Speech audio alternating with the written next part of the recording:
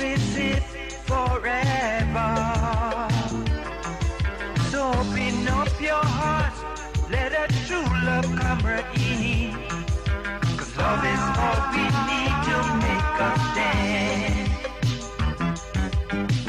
Let's understand one another and learn to live together as brothers and sisters. Without togetherness, we won't have a Welcome, ladies and gentlemen, to the podcast of Action Require Media. Here we are dedicated to discussing hard truths and finding remedies for our problems. On this platform, we will stay engaged on all happenings in Mama Liberia, not limited to politics, religion, development, economy, security, crimes, war on illegal drugs, employment, youth, growth, and food production.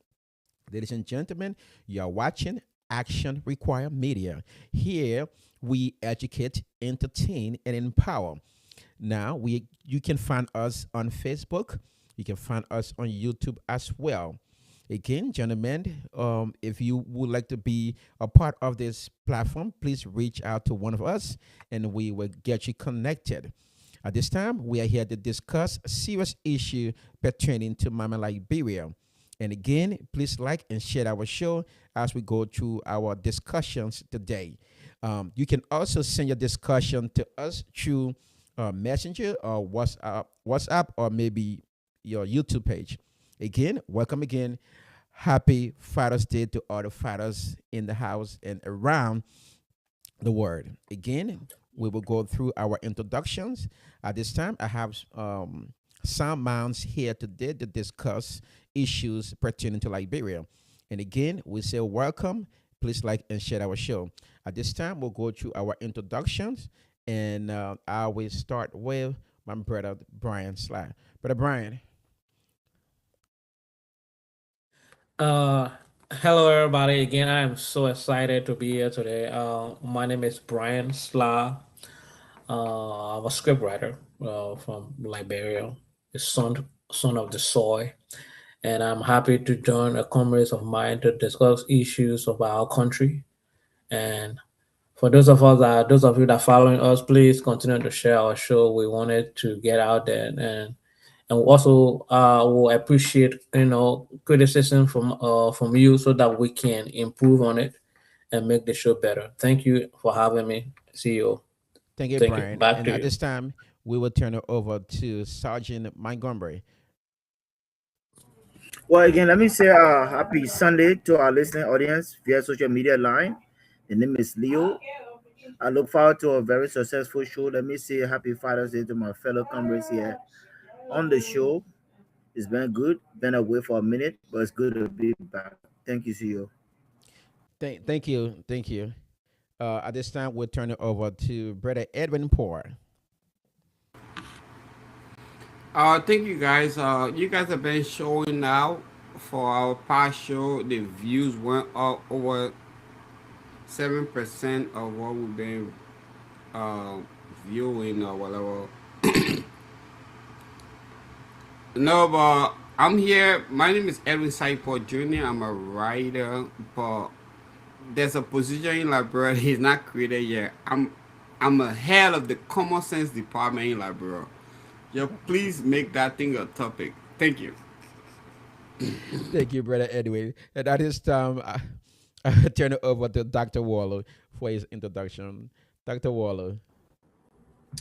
Yeah, thank you, CEO, and go afternoon, good evening, everybody.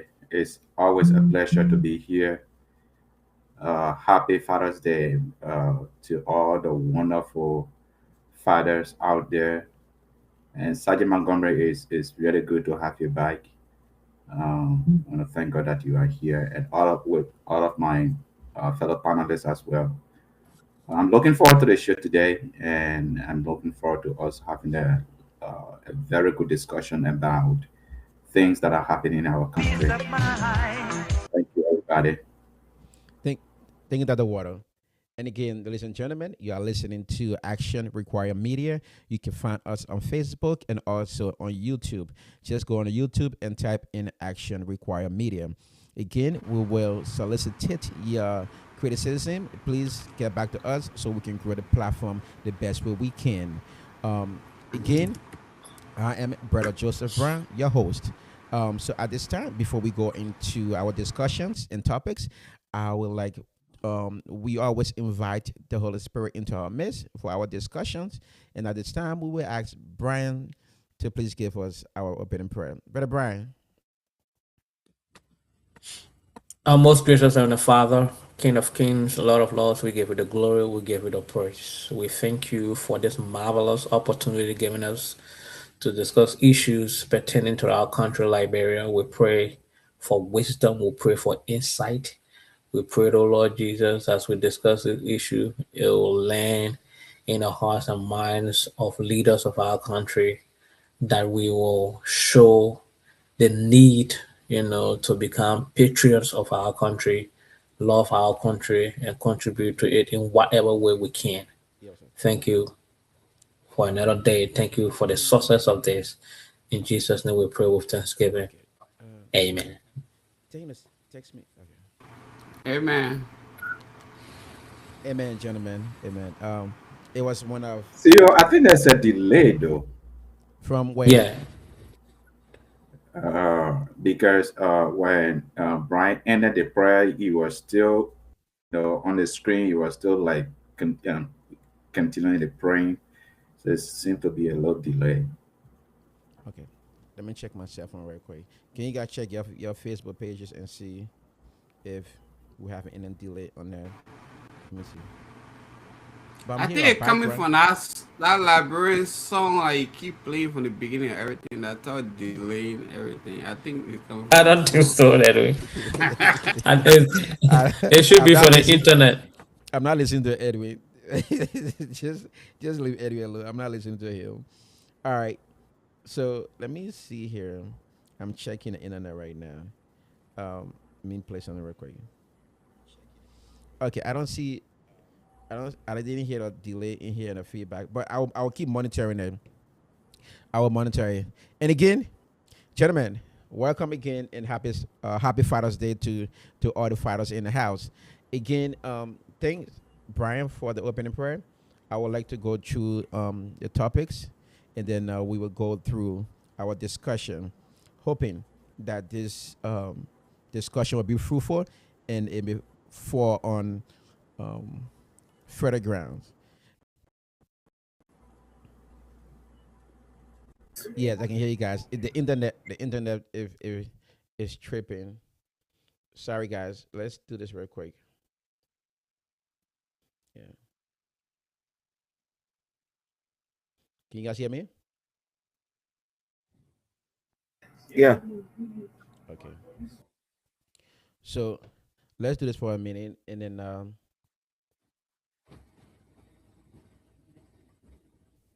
I'll be working on the other page. I need to send the link to Sam, but I sent it to Tatters, and they all want to come on.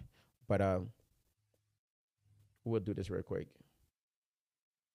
Brother Edwin.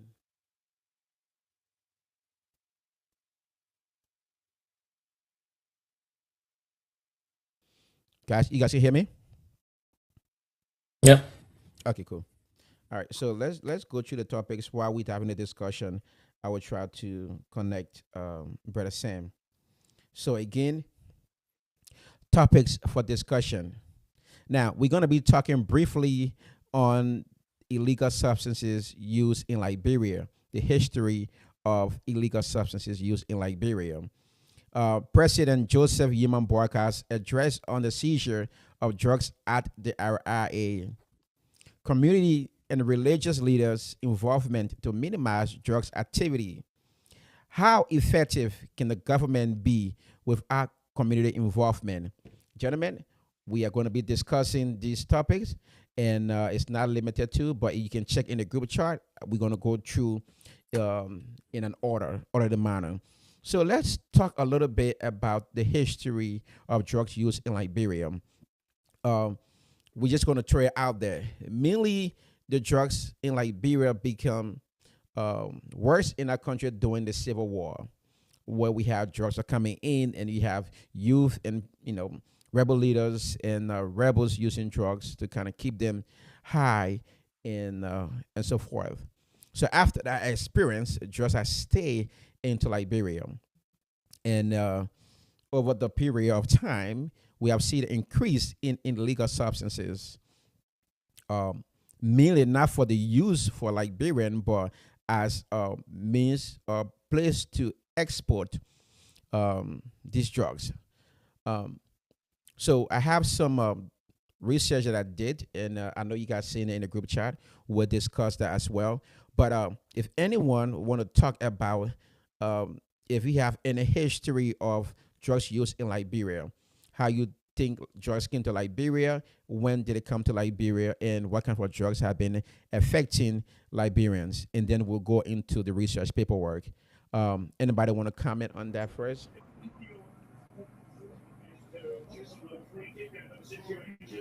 I can comment. Go ahead, brother Edwin. First, first of all, I want to appreciate my brother here, Montgomery. It's not easy to come from stuff. The fact that he on here looking so healthy and stuff, I appreciate that. So I want to give that to him. Before I get into anything, Montgomery, I really appreciate you. I really appreciate your insight and stuff. I know your solution. I don't agree with you any times, but I really appreciate that you're on here healthy and stuff. You know what I mean? Like, I appreciate you. So that's the fact. Thank you, brother. Thank you. But other than that, Brian, I think you want me to crash out. The feedback I've been getting from this show, people want me to crash out. You want me to crash out? Yes.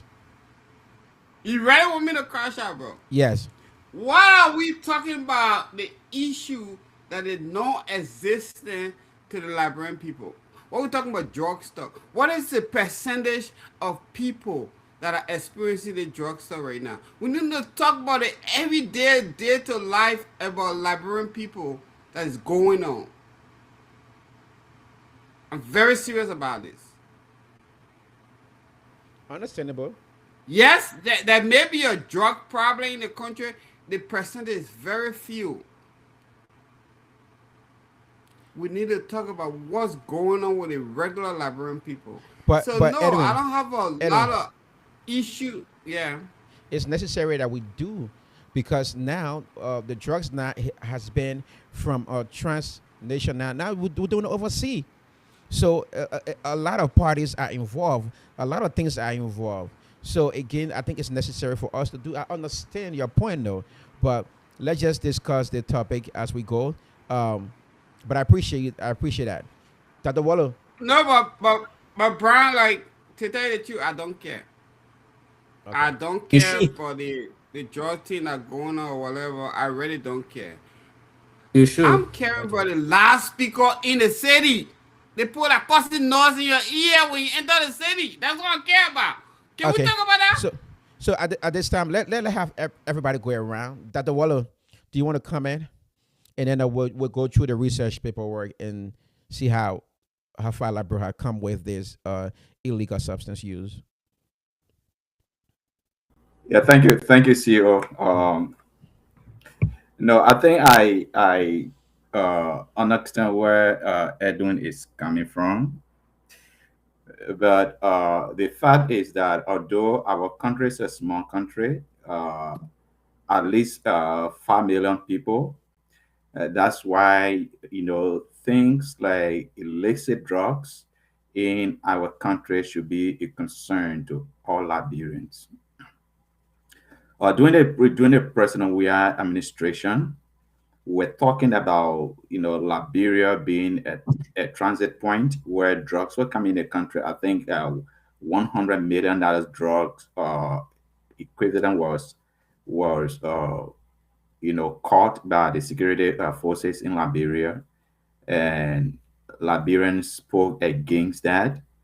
And now the President Boakai administration, now we see that drugs is not just being in transit, but now we are trying. Liberia is now going to the place of being a distributor to other European countries. That should be alarming, right? So we have the trafficking, but more importantly, my brother Edwin, now we see a lot of Liberian young people, Liberian youth, are now using different illicit substances. Where you see a lot of Zocos now in the country, things that we never had before when we were growing up in Liberia. We never heard the terminology Zoco, right?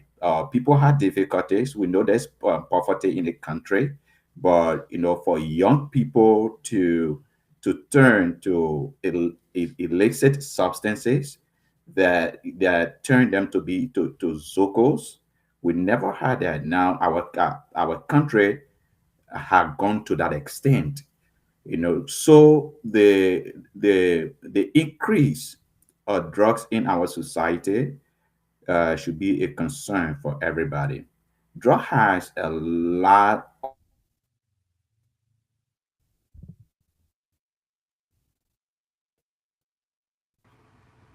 Can you guys hear me? Yeah, I can hear we're you, talking Edwin. about the health. Okay. Yeah, I We're think not Dr. Waller went say, in. say that. Yeah, that way you You went in went and out off. just now. Okay, go ahead.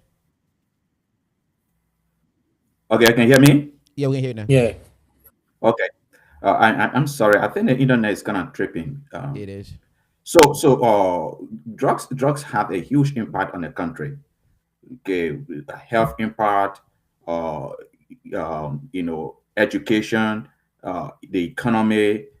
Different impact it may have on the country. But for our country in particular, right, with not lot of opportunities, with a very substandard education system, with a very weak social mobility, it should concern us because when our young people turn to these substances, it means that the future of Liberia will not be healthy, right? So we should give it attention, but we shouldn't just talk about drugs as trafficking.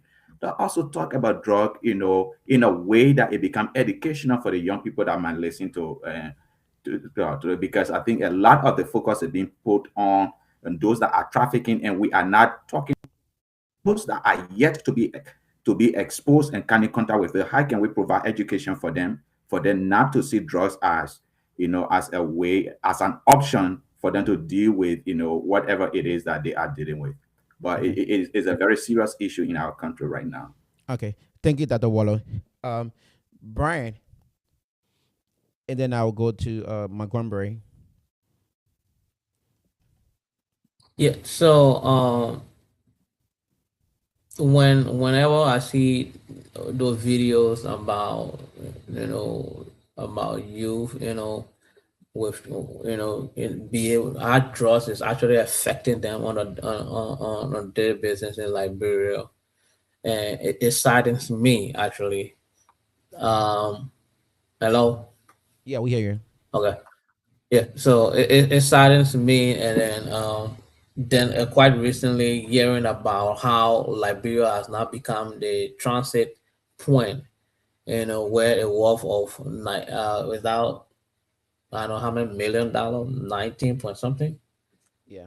Yeah, so it's something that we really need to talk about. In as much as we want to see it like from Eddie point that it's something more important needs to be talked about. But where you find out majority of the youth now are involving into drugs, and Liberia become the center where drugs is being translated, then the emphasis really need to be from the pulpits of churches, from schools, from every community needs to talk about this, so that at the end of the day, people understand that this is actually destroying the youth of our country. And if we're not careful enough, we will find ourselves in a situation where Liberia will become a point where anybody won't get drugs and they can go to that place and go get it. And I actually love the point, the direction in which the government is going as it relates to how the investigation is going. As much as Liberians are so much eager now and want to know the perpetrators of such, or transaction, we need to be very careful and patient. Let the process go through in terms of the investigation goes through, so that at the end of the day, and the real actors who are involved into this act will be brought to book. Okay. Thank you, Brian. Uh, Montgomery.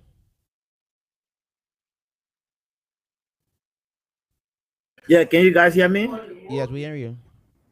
All right, so first again, let me just say big thanks to you or Edwin Paul. Thank you for for the well wishes. Appreciate you. Again, let me welcome my two brothers there, my brother Sam and Titus.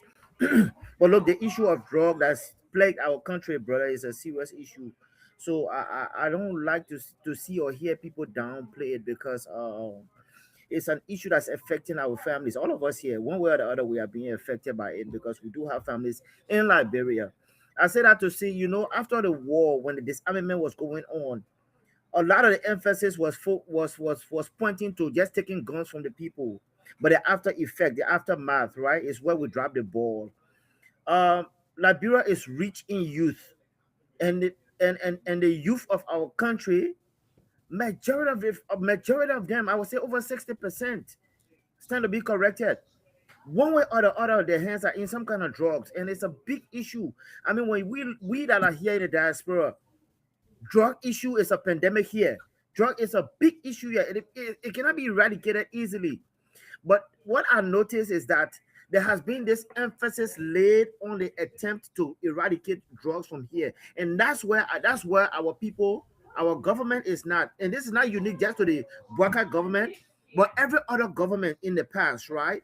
I think not a lot of effort has been put in eradicating, even if you cannot eradicate it, but I think not a lot has been done. One, we have a very porous border.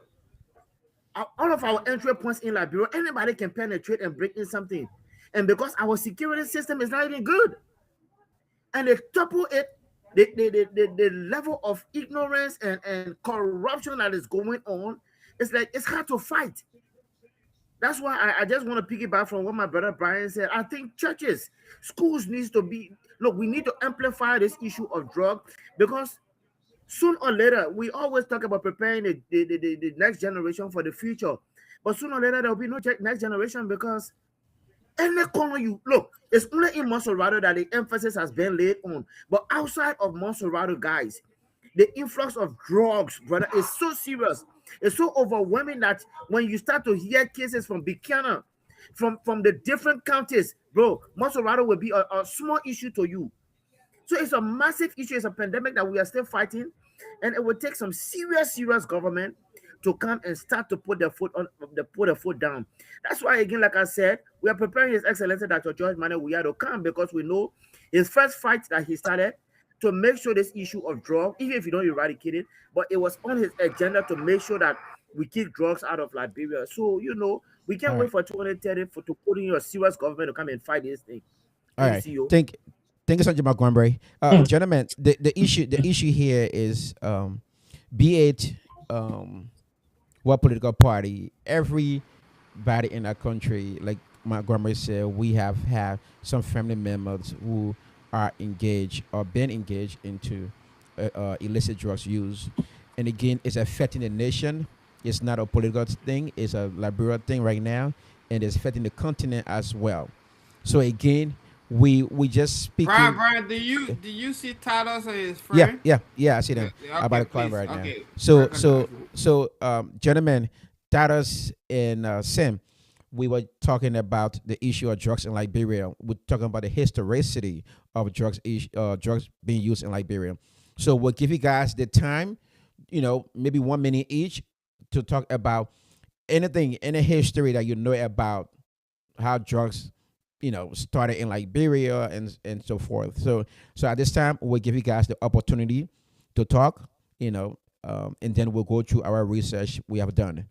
So Tadas,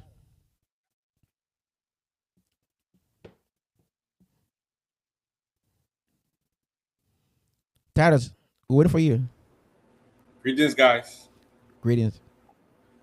It's good to be on here again to discuss issue pertinent to the world, the forward march of our nation, and great conversation. And I listened to the brother that spoke before Jesse. Uh, Really like his points on what he said pertaining to drugs, and Comrade Jesse also laid some basic points. Um, but to be honest, the reason why we feel on a lot of the national issues and fights that we take as a nation is because we try to politicize things. There are certain things that affects the country. We should address it for politics because uh, the people that these ills affect, the issue don't know political lines. So when Jesse tried to bring politics into this whole thing, I think it just took some of the meat of what he said previously. Like this whole thing about drug can be dated way back to the war. Our our young brothers and sisters at the time, our big brothers and sisters that were young at the time, they were given drugs to commit atrocity. And like Jesse said, when we came, we did a disarmament.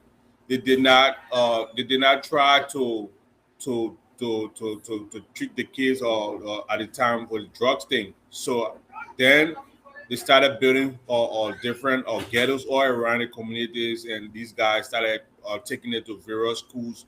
I was in Limita at the time, and 24th Street, right beside our school, a very good high school, but right beside our school was the OGSA compound, and that was a complete drug hub. And I was just fortunate to not have been one of the victims of that because most of my friends that we went to school together, they were victimized. So coming down to this 19 million drug case and a couple of other big drug buses that have taken place in our country, I would say it comes in two phases.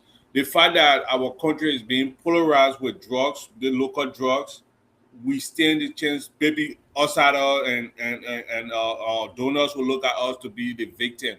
But wherein we are now trying to export these things, the people not going to look at us as victim anymore. We are trying to, they're probably going to label us on narco state and all this kind of a thing, right? And that will affect our traveling economy. We're trying to attract investors and other people coming to our country. That's not what we want to be known for. So uh, I really commend the government for taking its stance on this matter and making sure that this cartel that has been in the country or that is trying to form itself in the country can be totally dismantled because the trend we are taking, if care is not taken, we probably going to be labeled as a narco state instead of a state that is victimized by the uses of drugs. Those drugs that were captured endpoint was not Liberia. It was just transiting in Liberia to go to its final destination, which is a bad thing. Thank you. Thank you. Sam, do you want to go? Thank you very much. Thank you guys. It's good to be back after a while, and always happy to be here. I saw that the world taking his handkerchief and wiping his face. I see he's sweating since he saw my presence. But anyway, that the world, I want to assure you that drugs issue is everybody's issue. It's not political. So today, I don't like to see you and I man. You and I man together. I don't like to see two of you together. so today we'll not be talking ANC versus UP. I know Jesse started very good, laying some good points about this drug issue, but later on he became serious when he mentioned talking about government coming, government that has 6 years, and we also understand there's a famous spot in Liberia called Jamaica Resort, which have been accused or labeled as a center for drugs intake.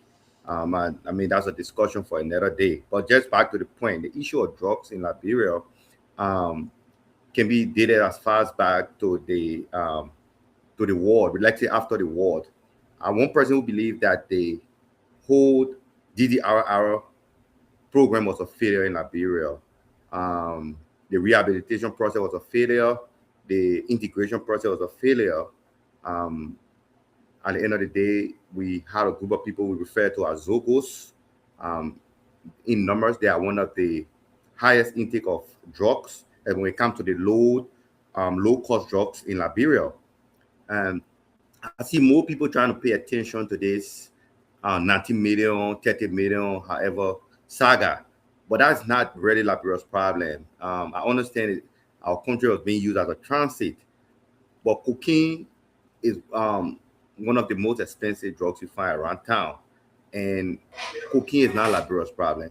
I understand we must address that issue, we must talk about it because it was arrested, it was confiscated in our country. We have to know, those who are facilitating that. But we must also look at the grassroots part of the whole drug issue. The local ones that our, you know, little ones have been consuming since after the war. And I tell you that after the war because growing up in Liberia, let's say before um, that whole 2003 war ended, the issue of drugs were not really a big thing in Liberia. But then once the war ended and a lot of, the soldiers, the child soldiers who was trying to be integrated back into the society, they weren't rehabilitated well because that entire program, people just use that entire program, to put money to their pockets, you know. So Okay. I believe we will not talk about this 90 million issue until we can also talk about, the marijuana and all the other local drugs and what have you, because that's the problem we face in Liberia today. So Okay. thank God, and I look forward to a very, very fruitful discussion. Thank thank you, brother Sam. So, gentlemen, we I posted some information in the group chart pertaining to drugs users in Liberia. So, if you look at this U.S. Department of State, all right. So there was an audit done in 2016. Okay, it's mentioned the International Narcotics Control Strategy Report, the INCSR. If you read the introduction, the first line it says Liberia is not a significant transit country for illicit narcotics. Okay, now we may have or we do have serious problem with border control. Okay, law enforcement capacity to control, okay, the influx of drugs. Now that's our problems. Okay, they recognize that one of the main drugs used in Liberia is the marijuana that Liberians use. Okay. Now, further, if you go further down, I just want to go down to the last paragraph, and I think that's where the points are to the conclusion. Okay, I didn't go through the entire thing because of time. Now, if you look at the conclusion D, it said the government of Liberia is committed to preventing transnational criminal organizations from gaining a major foothold in its territory, but but lacks the resources and capacity to respond adequately to this challenge. Okay, the Liberian government requires additional training and assistance to be able to successfully investigate, prosecute drug crimes, financial crimes, and corruption. Now, the last sentence there is very important and is catchy. The United States will continue to support and assist Liberia's effort to strengthen its law enforcement capacities and fulfill its international drug control commitments. Okay, now, so like what most of you guys said, the drugs issue, it was never mentioned as a political issue. It said Liberian government. Okay, so the issue of drugs in Liberia is um, needs to be talked about because it is affecting younger generation. Now, if we cannot control drugs in Liberia now with 5 million plus people, what will happen in 10 years or 15 years when the population double? Okay. Now, according to this research, there are things that have been recognized that Liberia is lacking. Okay, our borders are not safe. Law enforcement, we lack technology to detect. Okay, now I want to give you guys. I know it was in the chart. Um, I want to give you guys an opportunity. Those who read the article, is there anything that you read from this article that you want to comment about, or is anything that I read that is meaningful, or maybe you just want to add something to it? Anyone want to do that? If not, we can go to the next article. The next article. Can I say something quickly? Yeah. Okay. Thank you, CEO. So the article is 2016. Yes. That 10 years ago. Yeah. Okay. So we are talking about a 10-year period. 2016. Who was the president? It was President Salif, right? The darling of the worst. Okay, the most admirable president in Liberia. Okay, so I wouldn't, I wouldn't give this article a lot of attention because President Salif's administration, there have been a lot of things that have happened, okay, in a country when it comes to drugs. Okay, the article indicated that Liberia is not considered to be a major transit point. Okay, I don't know what that is true today with the recent discovery of drugs that are pulling in the country, and now Liberia is now trying to be a distribution center. I don't know whether that is true, okay, today, but that is what I would say, right? From President Salif time to today, every every five every five young people in Liberia, one person among the five people are using drugs today. 20% of our population are addicted to different illicit substances. That should be alarming with a country that has, at least 5 million people. 20% of your population. So we can say that a 2016 article is project what is true today for Liberia.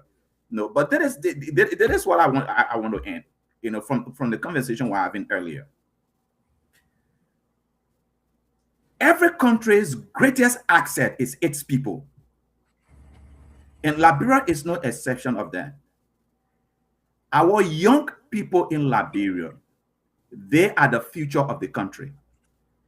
If right now we cannot invest meaningfully in our young people and we allow them to be destroyed by drugs, we are not just destroying these young people's lives, we are also destroying the future of Liberia. Because those are the young people, those are the people that are going to take over the country tomorrow. They are the next generation. Okay, so this issue of drugs, it's not just we shouldn't just talk about it to make political point. We should talk about it because it has to do with the future of the country. Right now in Liberia, every family in Liberia, almost every family, is affected by this drug issue in Liberia. So we need to be honest and very factual about our conversation about drugs. Look, these people that are in authority, okay, they will do everything for them to win the next election. You and myself on this platform, the only stake we have in Liberia is we are citizens from that country. That is our home. That is where God placed us. And that is our responsibility to make it better. We shouldn't sing the same song these people that are in power are singing, where they blame each other, who did what, who did not do what. That shouldn't be our song on the platform. We should be interested in following the facts, providing information that will help young people to stay away from drugs, knowing that drugs are going to destroy their lives and they will have no future. That should be our song. Okay, when election time comes, we will do the election stuff. But when we talk about drugs, let us stop blaming other people. Let us be factual to the conversation. So at least it will provide the information that is needed in the country. Because a lot of our young people, where they get their news from is from social media. So what they might hear on this platform, if they come in contact with it, it might be beneficial for them. But if we go about singing the same song, these people that are in power or just left power are singing, then we are not doing good to our country.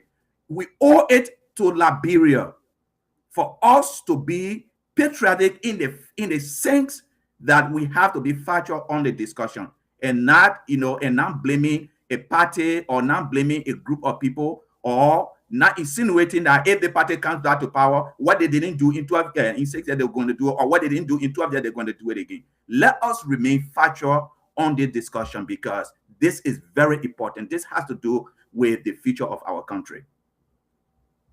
All right, think that the water. Brother Sam and Tatters, you want to comment?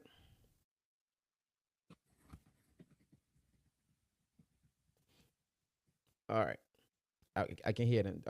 Brother Edwin, you want to comment?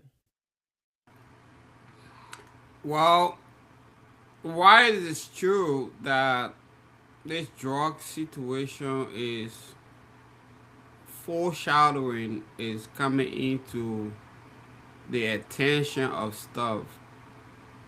I still cannot. I think the drug problem is for rich people, to tell you the truth.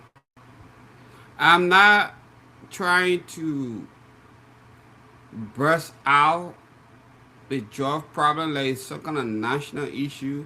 It may be, maybe I'm unaware, maybe I'm naive to the drug problem. But I know poverty. I know poverty. And poverty is still dragging our people. And I know healthcare. I know inequalities. I know that. I know it's the number one issue that every Liberian person, lawmaker and stuff. The drug thing should be in the back. It should be the credit call. It should be the credit calls of Liberian people right now. Yes, maybe. I don't know. Maybe I might be naive to it. I don't know. I don't know what's going on with it. No, I am not gonna be here discovering expensive people or how you call it, crime. That's not what I'm on the internet for. I'm not gonna do that. I'm sorry, guys. I'm not gonna do that. We need to address the issue that is fixing the Liberian people. If the drug people, if the problem comes, there's okay, that's fine. But no. That's not what Liberian people are facing right now. That's my point. Okay, thank you. Brother Sam. So Edwin, I want to rebuke Edwin, because if you see young people who are affected with drugs every day, who's supposed to be the will-be feature of your country and are affected with drugs, and you see that being irrelevant to discuss, then I have an issue with you. Because the thing is, it becomes so much important that you see a country seizing a $19.2 million drugs worth of drugs in your country, that if that seizure were not going to be taking place, apparently that drugs would have been distributed wherever you want to go. You going to be affected. Okay, yes. And you might consider that it's an expensive kind of adventure for rich people, but even the people who don't even have a square meal would take even the little money they have just to go or steal, go into stores, steal, and do stuff just to get up drugs to take, affecting the people. So if we can give information and let people know that, hey, our people, this thing is not good. This is not something we need to get involved into, and we want to just disregard it because we feel it is not important. I don't think we should go that direction. Okay, thank you, Brian. I appreciate you saying that. Brother Sam and Tatters. Yes, sir. So yeah, I mean, Edwin struck a very good point. Um, but just to be more specific, from my view, I think the drugs issue is relevant in regards to addressing it from the lower level, especially looking at the impact it's having on our young people. Um, Every family, like everybody says, every family, some kind of way, whether it's a extended, whether it's a nephew or niece or uncle, have been affected by the drug thing. You have one person or two person in the family that's been badly affected, by the drugs issue. But technically, when it's come to irrelevant to the 19 million or 30 million drug issue, that's not our problem. That's not the main problem of the Liberian people. And I hear somebody talk about people, um, but let me just get to the point. When you look at the brand butter issue, like everybody say, people not having a job, people not having basic access to services, basic, and people can't afford to have daily bread and stuff like that. Everything I mean can be in connection to this whole drugs thing. Everything can be in connection. So we must also not forget that we must be addressing the bread and butter issues that the Liberian people face, which is more important. That $19 million is not the Liberian people problem. Those people should be arrested and put into jail. That drugs were never going to be sold in Liberia, and it's almost impossible to get that amount of sales of drugs in Liberia, 1930 million. The people who take in a drug in Liberia, majority of them can either afford or cocaine. Most of them take in like a marijuana. So these are the points we should start from. Those are the things that we should be attacking, instead of trying to bring this. It's distraction. This whole, I'm listen, this government, I support this government, I love this government, but this 19 million issue is a distraction. We should focus, we should press on the government for the brand butter issue, for the most important issues. I think that's what we should be doing. All right, brother Well, Tatters. sorry Go ahead, guys, brother Tatters. my computer went out with the Brian rebuttal stuff. Yeah. Brian, I want to say I'm 100% okay with your rebuttal. So sit in your whatever elite North Dakota place and try to discuss drugs. It's okay. I'm okay with it. Go ahead, Alice. Edwin, let's Tatters go ahead, and then we'll come around again. But let's go ahead, Tatters. Yeah, so I think for once, on this since we've been on this podcast, I will kind of disagree with my brother Sam and also Edwin on the issue when it comes to the drugs. The thing is this, right? We know we all can establish and agree to the fact that the final destination of that drug was not Liberia. It was transiting over there. But again, we want to address the bread and butter issues in the country, but these things has the propensity to derail us from the bread and butter issues. We want jobs, we want all of these things, good things to happen. There's a saying that say money don't like noise. You cannot be a narco state where you're building a hub to distribute drugs and other things to the rest of the world, and you think a serious nation will want to do business with you. You understand what I'm saying?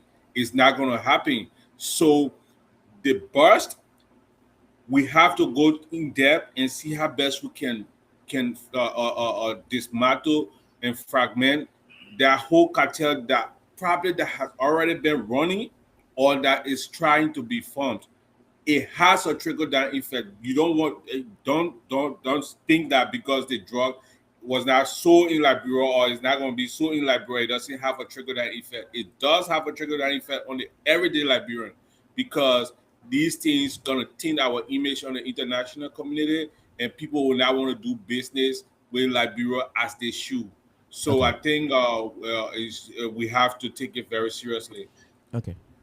Thank you, brother Tatters. And again, everybody's entitled to their opinions, and the fact that I would concur with Dr. Wallow, brother Tatters and brother Brian here. The issue with drugs in Liberia is very important, and we need to look at it, from every angles, okay? Because it's a serious issue, and if we don't fix the issue now, Liberia is going to be damaged in a place people don't want to be. Now, if that drugs would have gotten on a plane headed to Brussels, it would have been a disaster for Liberia. And again, we are glad that the airport security were able to cut this on time. That this shipment did not get on a plane. And again, there are some people who in offices that do want to see the right thing, continue in Liberia. Again, it's a serious issue. It's a national issue. We need to talk about it. Let me go to the other article real quick. It called the Global Organized Crime Index. Um, if you look at this right here, I just want to go quick because we don't have enough time. I'm going to down a little bit. I want to state something. If you look here, it said state embedded actors in Liberia play a significant and detrimental role in sustaining and profiting from organized crime. So, with the issue of drugs in Liberia, based on this report, there are people, okay, that people in high authority who knows about these things that are happening. Now, if you go to the next paragraph, it talk about foreigner. It said foreign actors are entrenched in Liberia's organized crime landscape. Now, the name, okay, they said the name here Nigeria and the name Guinea-Bissau and Lebanon. So we have people that are pretty much organized, that have people in government, in high powers, that are using Liberia as a pathway, as a hub to other nations around. And now we're taking it outside. I mean, intercontinental. It's crazy. Now, people were saying that this is not important. I see it to be. It may not be priority for you, but it is a priority for this nation. Now, after this, we're going to play the video of the president of Liberia, President Joseph Boakai, address to the nation after the seizure of that drugs at the airport. Then we will discuss other issues relating to. Somebody want to come in? Oh, so Dr. Wallo, do you have anything to say? I'm going to give everybody 30 seconds or maybe 45 seconds to respond to this article, and then we go from there. Please, 45 seconds so we can go next because our time is limited now. Dr. Wallo. Yeah. So I want to respond to the fact that people think that this drug issue is not tied to bread and butter, issue. When we talk about bread and butter issue, we are talking about the economy of Liberia, right? And my brother Taras continued to talk about, the potential of Liberia being classified as a narco state. That when you are in that position, when you are classified in that position, no one wants to do business with you. No one wants to do business with you. Okay, my brother Tada said, our thriving economy. We don't have a thriving economy. We have the worst economy in the world. Now, and then Liberia is being classified as a narco state.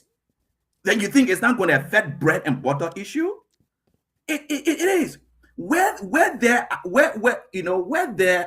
is increase of drug use, criminal activities always increase. Businesses cannot thrive where there is an increase of criminality.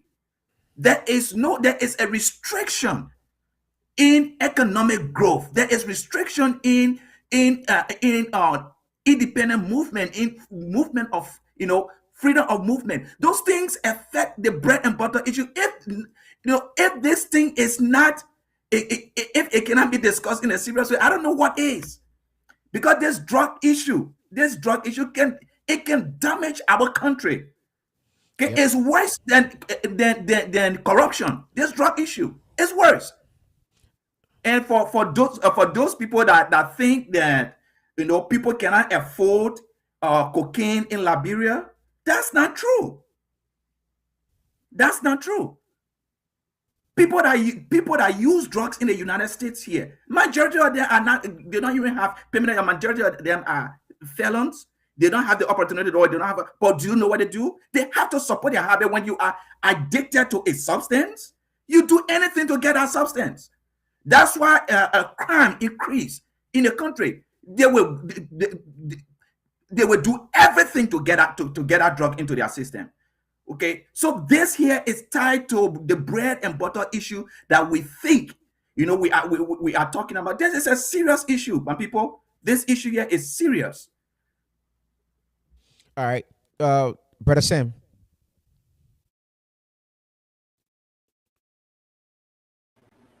Thank you very much. I mean, when we mentioned that we should talk about the bread and butter issue and we talk about the impact of this whole $19 million case, we are not trying to dismiss the fact that the issue of drugs is not important. My brother here mentioned about Liberia becoming a narco state, country trying to do business. I can name you some of the worst country in the world where have been used for illicit drug transit, and these countries are still some of the most successful country in the world. I'm not saying Liberia should be used as a transit for drugs, but that had no impact. You see, the reason why we are so scared is because our leaders have made us to depend so much on foreign investment and foreign actors in our economy. So we think that doing business with people will make our country successful. The amount of resources that bro have, we don't need to depend on, people should be coming to us to be requesting to do business with us. We shouldn't be running behind people to do business with us. But because of the way the country are being set up, because of the way the mindset of the people, that's how we think. So that's the situation we're in right now. We understand that drug issue is very serious, but what we are saying, this should not be a distraction. That's what we said. This should not be a distraction to some of the main issues that Liberia people are facing. That's it. All right, So thank you, brother that's Sam. just my point. Brother Edwin, and I will come to Titus later. Brother Edwin. For the first time, I gotta agree with Brother Sam a little bit. We always been going back. I was on the very first time in my whole life on this show. I know I didn't think I'm out of my mother said I gotta agree with Brother Sam. But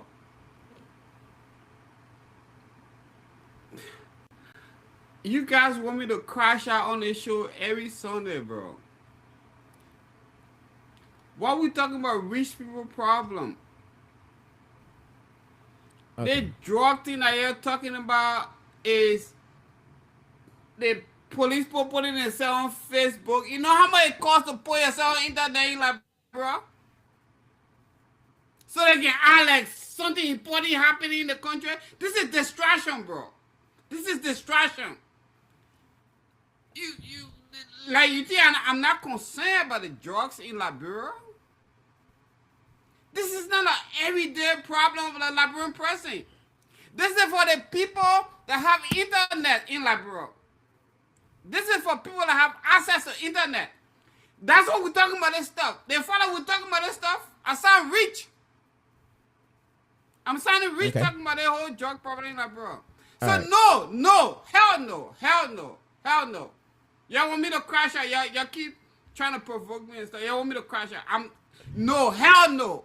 All right, Edwin. Let's go to Liberian people Okay. problem. So Let's so discuss Liberian let go people to problem. Titus. They drug issue and stuff. No. This is rich people Okay. problem. Yes. All right, that's fine, Edwin. Let's hear from Titus, then we'll go to Brian, then we'll go to the address of the president of Liberia. Brother Titus, 45 seconds. What do you think? Yeah, I mean, I still disagree with the two fellows, and yeah, that's about it on that. Uh, Dr. Wallo, I think he made some significant points when it comes to this whole thing about drug.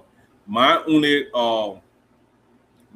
concern and point to him here is that when we speaking and we speaking fast and we really laying the basic, we should try to do away with politics Yeah. because this is a non-political fight. So if we will be laying all these good points and then yeah and there will be injecting politics, then it takes the meat from the whole thing. I would say, I think a couple of shows when Sam and I first joined this whole platform, we spoke about there was a topic and we stressed mostly on family. This whole issue in Liberia is the disintegration of the family is the reason why we face the corruption that we face, is the reason why we have the proliferation of drugs, is the reason why we have a lot of things that going wrong for us, is because the fabric of the society, which is the family, the community, all these things are broken. Because if Yeah. we have both parents in the homes looking after the kids, the community have blogs and blog leaders making sure people are not building these hub, drug hub and other stuff in the community, making sure your community is clean of crimes and all this stuff, it will have a greater effect on the larger society. So Okay. it still boils down to the same thing: Okay. family, family, family. So yeah, I still disagree with my two brothers Okay. respectfully on the matter. That drug bust has a major problem for Liberia, and we shouldn't take it lightly. All right. Thank you. Brian Yeah, brother, what's the name again? Tatus. Tadas. I appreciate your honesty and your empathy, your compassion, as you stress those points. I know that other issues, in Liberia that require our attention. But what I want to say to all of us now is what require us to talk about, to educate, and do the best we can so that our country not become a place where the youth of our nation will become used, in a direction where they misuse their future and the purpose for which they were brought on this earth. We need to stress that.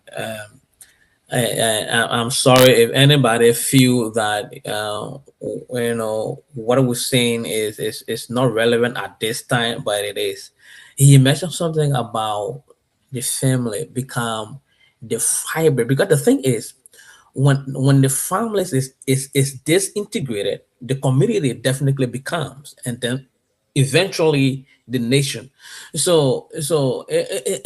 And because these things are not into place, you have a home where even which of course is affecting in America too, because we have a lot of homes where single parents and all over the place, and at the end of the day the children are not properly been taken care of. At the end of the day, the majority of youth today in America, you find that in juvenile jail, that they're waiting for 18 years old to be processed and persecuted and stuff like that. So it's important that we talk about these things, as well as we're going to be talking those issues that you think are relevant today. But I think the issue of these drugs needs to be discussed in our homes, need to be discussed in our schools, need to be discussed in community, in our radio station, need to be discussed on the pulpit, need to be discussed in family gathering, in the tire shop, all the kind of places. We need to discuss this issue, that people understand that our country do not need this distraction. Okay. Thank you, Brian. So, gentlemen, again, we're going to go through, we're going to listen to the audio, the president's address, and then we're going to discuss the information on there as well. And then we'll go to the next topic. So, please, let's listen to this. Fellow Liberians, I address you today regarding the recent seizure of approximately 237.6 kilograms of cocaine at Roberts International Airport, with an estimated street value exceeding 19 million United States dollars. This seizure is one of the largest narcotic interdictions in our nation's history. It is a stark reminder that transnational criminal enterprises continue to view West Africa as a transit corridor for dangerous drugs, illicit proceeds. Let me be loud and clear here.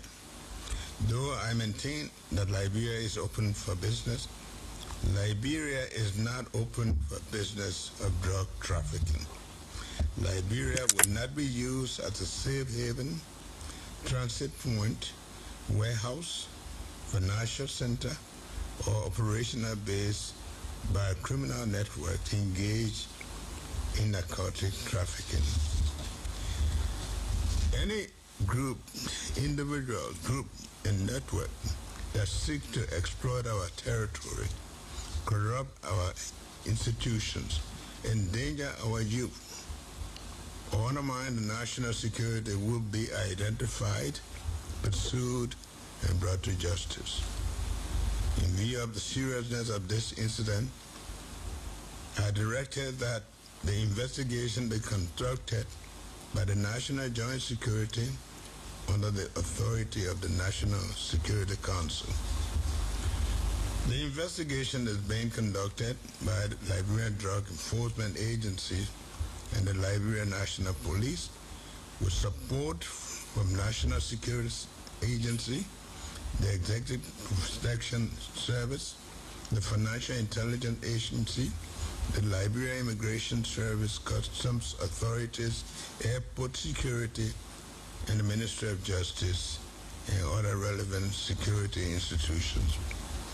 This investigation will proceed on two fronts. First, every individual directly connected to the shipment will be identified, arrested, investigated where evidence warrants, and prosecuted consistent with the law. Second, and equally important, we will identify and dismantle the entire criminal enterprise behind this operation. We are not interested only in intercepting drugs or arresting couriers. We are determined to express and expose and destroy the networks that finance, coordinate, facilitate, and profit from criminal activity, whether they operate within Liberia or beyond our borders, whether they are private citizens, public officials, financials, facilitators, and foreign actors, they will face the full force of the law. I have further directed that Liberia strengthens its cooperation with our international partners.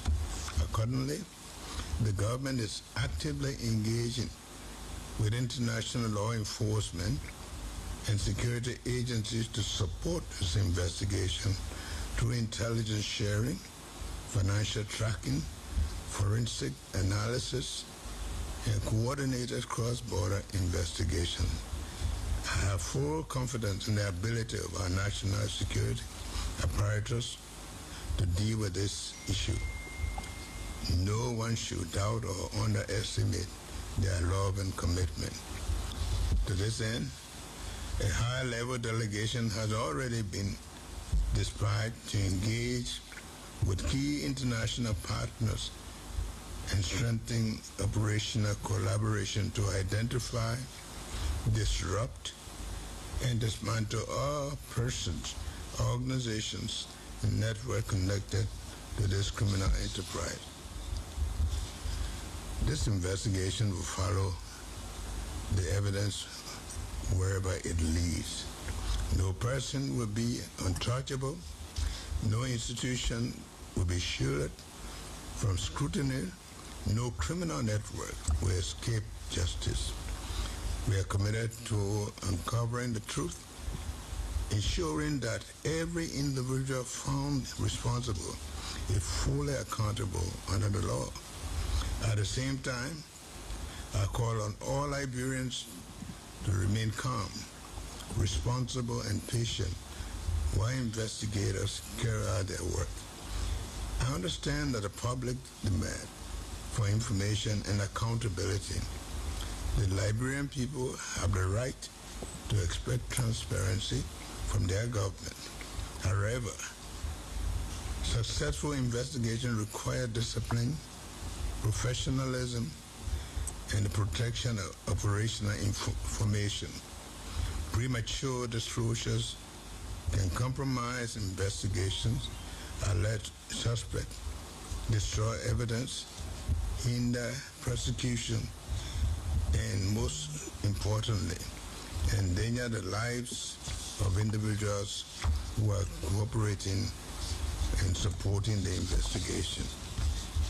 I therefore assure the nation that this investigation will be conducted with the highest standard of professionalism, integrity, transparency, and accountability. Information will be shared with the public at an appropriate stages of our investigation, consistent with the law and the need that Okay, are like gentlemen, we'll start right there. So, um, th- let's talk about what we gather from this address. One fact, I think the president is very eloquent, very careful in his words, sound relaxed, and articulated well. And I believe I see that he trusts the system of democratic form of government, every institution involved in this. He trusts the process, and I think I don't know to some point where he said all those that are going to be involved will be brought to justice and nobody will be untouched. I don't know if it's come to reality if some of the people involved are closest to him, how the decision going to be taken. We don't know how effective, how long the process or this investigation is going to be. Again, he was very eloquent, sound relaxed, trusted the institution and the people that are going to carry on the institution. And also, he talks about the international partners, how they share information as well. And the game plan here is to bring the organized perpetrator to justice. Again, I will stop right there, and I will just go to everybody take. What do you take from this address, and what will be your criticism? So, what do you take your criticism, and how do you see the address? We start with Brian Slide. And thank you, see you. The president made a lot of strong statements. And I love the fact when he said Liberia, in as much as he welcome partners doing business in Liberia, but Liberia will not become the place where we will tolerate or accept drugs, as Liberia will not be used as a safe haven. Those was his exact words, and I appreciate that statement because if we if we allow that to happen, our country will become like a brother said in one of his statements in Nagon State, and which will not be good at all for business and stuff like that. So I love what the president said. I love how he calmly, illustrated and explained, the process. And I want us to trust the institutions that are, doing the investigation and wait patiently for the result of that investigation and see the perpetrators that are involved in that into that illicit drugs that have been caught at our international airport. And based on that findings, let's see what the government going to do and how you're going to proceed after that, and then we know where we're heading into the right direction. Okay, Thank you, thank you, Brian. CEO. Brother Edwin. If I wanted to work for the UN, I would sound like Brian. If I really wanted to work for the UN, I just sound like the way Brian sound. Application just gonna go through. Brian, do you own a gun? No. No, I'm talking about Brian. Brian, you own a gun? No. Why did you send me to the firing squad, Joseph Boakai? Soft wall that means nothing. What's your analysis of the I was speech? just saying that over here and trying to absorb the nothingness. Okay?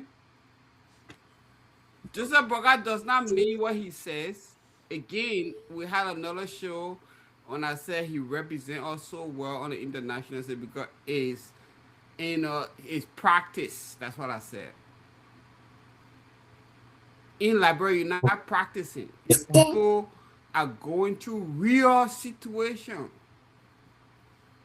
So when you try to galvanize people in a kind of nice way and stuff, when the situation is so real in Liberia, it's so real. I swear to God, if I touch that in Liberia right now, I'll be president tomorrow. Seriously. The situation is so real. The situation is so real in Liberia. Joseph Boakai, I know you love my man, Congo man or whatever. He's trying to sound Congo. He's trying. Okay. You know what I mean? Like, Yeah. no. Okay. No. Tata Walla, what's your take on the president address? See, I don't know why you cutting my brother Edwin off, I because ain't cut the man off. for this part we agree with Edwin. I ain't cut the man off. Look, let me say this, right. Joseph Boakai learned this from Ellen. You think President Boakai was speaking to Liberians? He wasn't speaking to Liberians. He was speaking to the international community. Because there is nothing that Pape said down there that he believes. Nothing. He didn't believe nothing that he said. He said it to appease, the development partners or the international community, so that Liberia cannot be classified as a narco state. That's all he gave. That's all. Look, when the President Boakai get to know about the drug bust, when did he get to know it? And what was he told about that entire situation? Okay, he is promising investigation. He is promising transparency in the government. He is promising that Liberians will know the information they should know. But look at all of the information they have had in this government. Which of those information, the investigation they have had in the government, which other investigations have been concluded, have been reported to the Liberian people, and have been transparent? Which one? The very first thing they started doing is they said they have people of interest, but they couldn't disclose the name of the people of interest. They couldn't even do just that comment about when they said that when the Capitol building got it on fire, within no time they released the name of people of interest in no time. Why this one is so different? That they couldn't release the name of people of interest. He is promising something he does not believe in. Look, that speech is not for Liberians.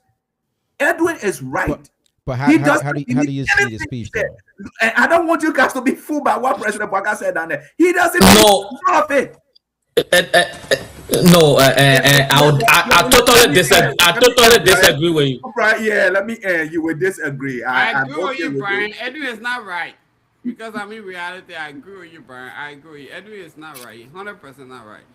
And you guys are not in reality. That's the all right. problem. So gentlemen. Okay, Edwin. Okay. Let's go to the next people here. Sam, let's take Taras and Sam. Yeah. Let's take Taras and Sam. But I'm just waiting for. I thought you guys were gone. Okay. No, yeah. All right.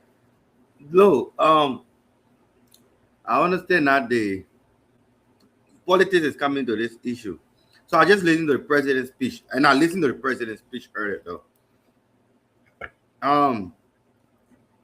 President Boakai sounded as somebody who's in control, somebody who believes in the people he's hired or the people he's appointed to work.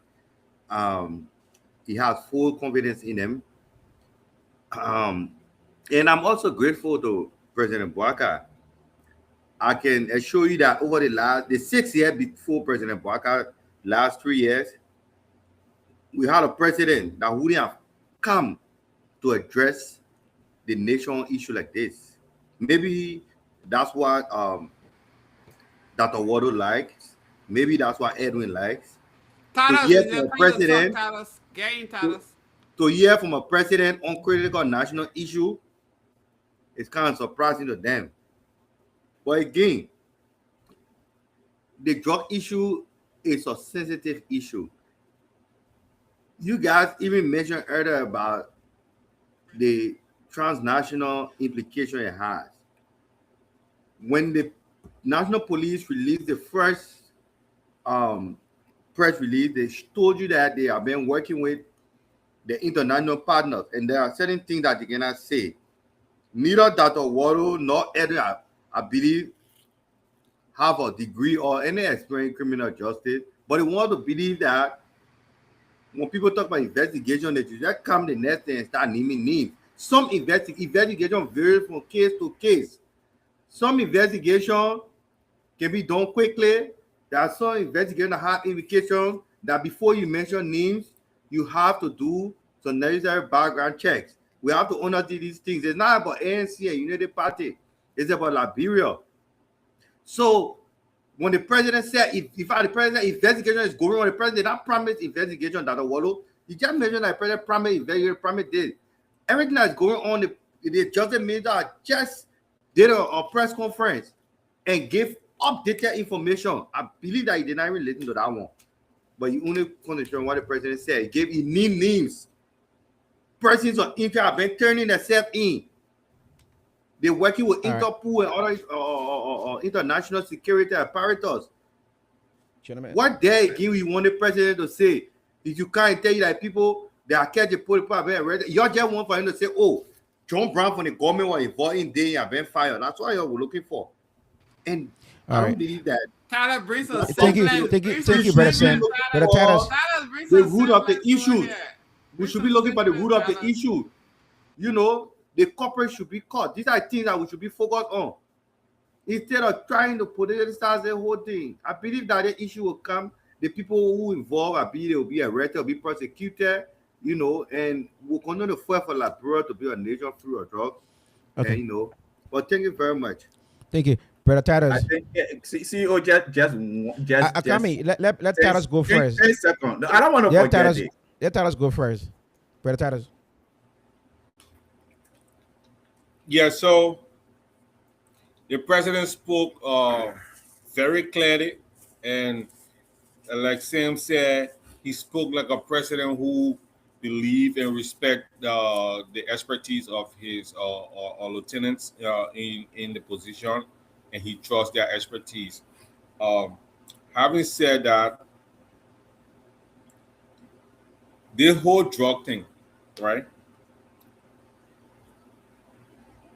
We should, when you come into these cases, most especially government against private citizens and whatnot, it's not sentimental thing. It's something, law is facts. Law is fact-based. The fact that the poor king guy has a shipping line, right? And he, let's say his shipping company was used to handle the cargo. Can I just accept that he was part of it? I cannot just link him to it because the person tried to do business with him. So there are some of these investigations that were taking place to ascertain that these people knowingly interfere with these consignments, and they knew what were in those boxes, and they accepted to do this business, so they are culpable of the crime that we're trying to put on them.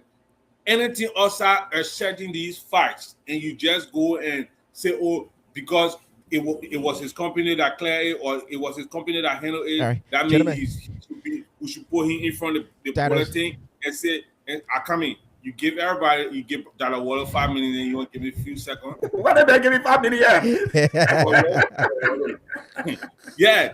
So, but just to bring everything down to the closure, these facts had to be ascertained to see their involvement, the fact that they do business. If I have a storage business in Liberia and somebody trying to store their produce and they brought it to my place, and it ended up that thing probably was gone or whatever in it, you still have to do investigation to a setting that if I knew what the content of that thing and I engaged into it to profiteer from it.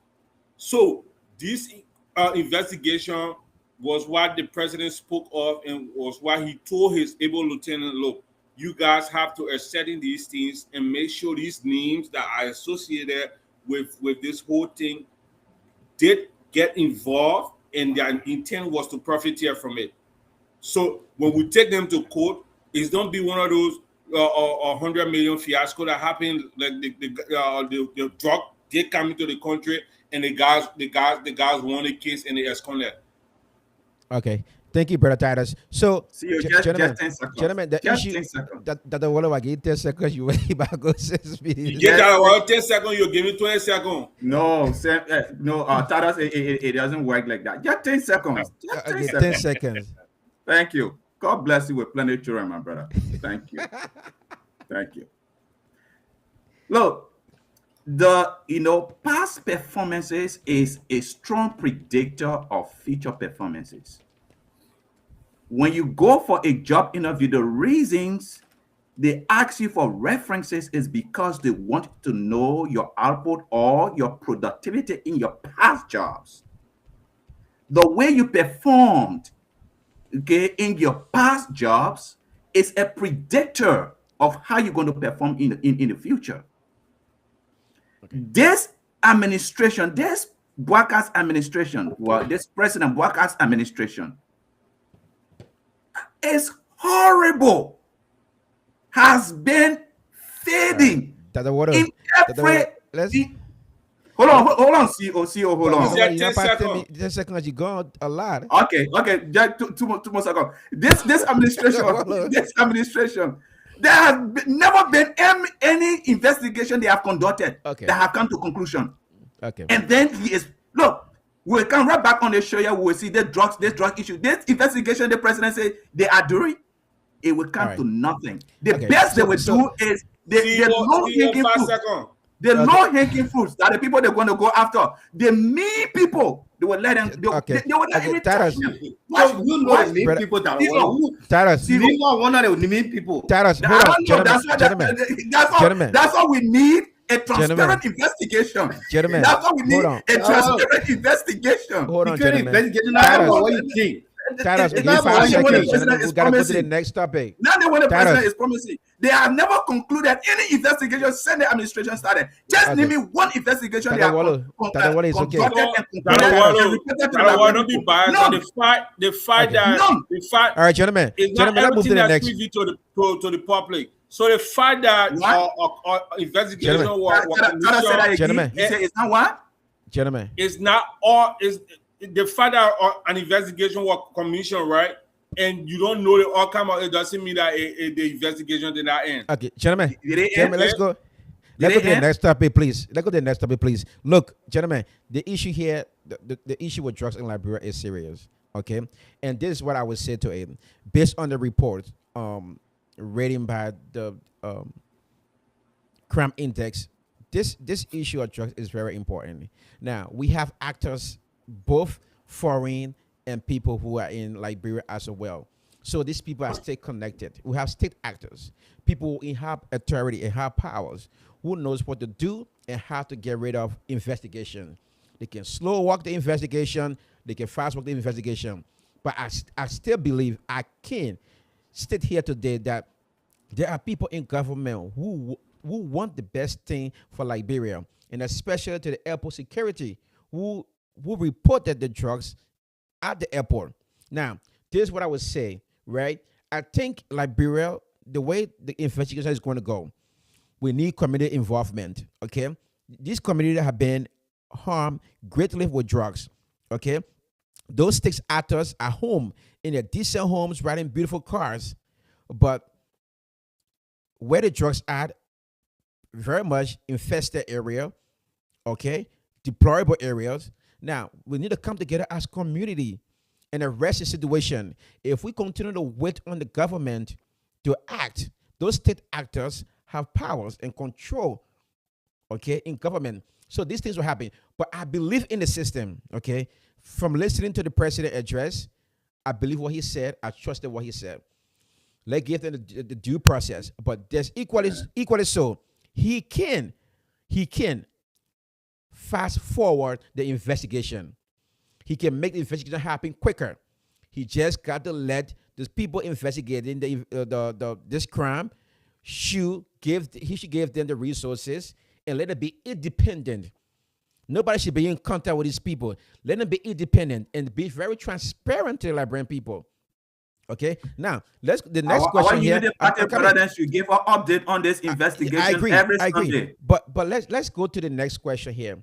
Now, and that's come to where we talk about community leaders and religious leaders. So what are the? You're not giving me the time I asked for. I'll try to give it to you, and you Dr. Waller going back and forth. Okay, give you 5 seconds. So Dr. Waller, again, what I will say to you is this: I know you're in opposition, and I share your views on stuff. But my point to you here is the way you make your points when it comes to the president, it will make it very difficult. Even true in case Mr. Comey wins an election, it will make it difficult for him to be an effective president because the yardstick you guys use to grade the leaders is so harsh. It's so harsh.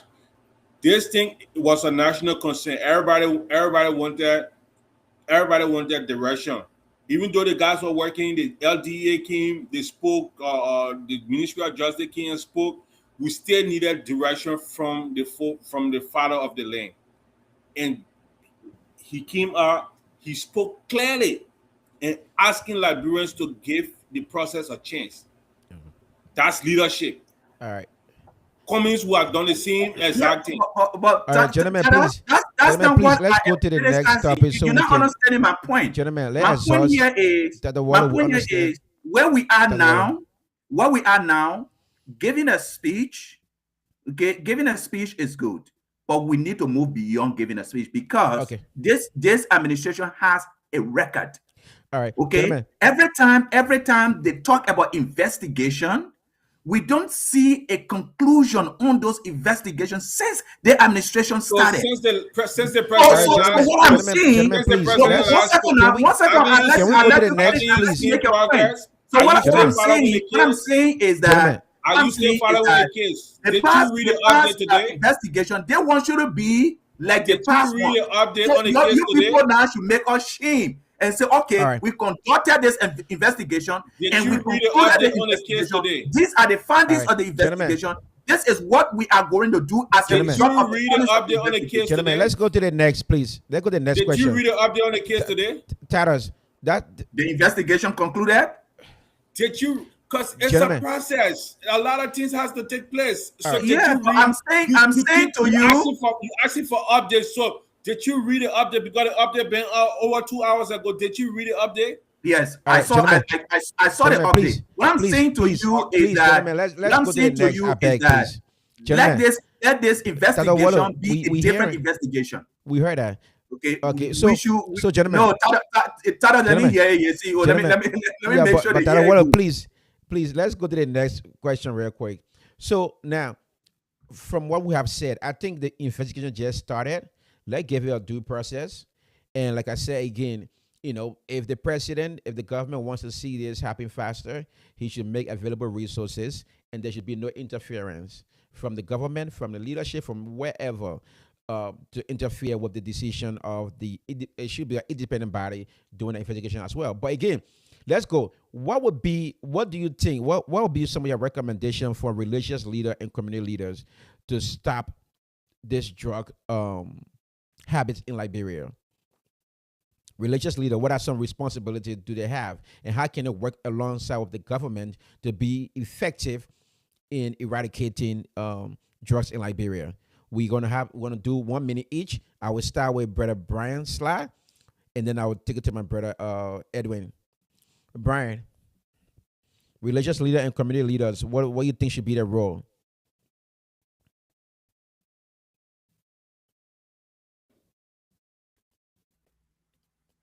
Comrade Sly, we're not hearing you.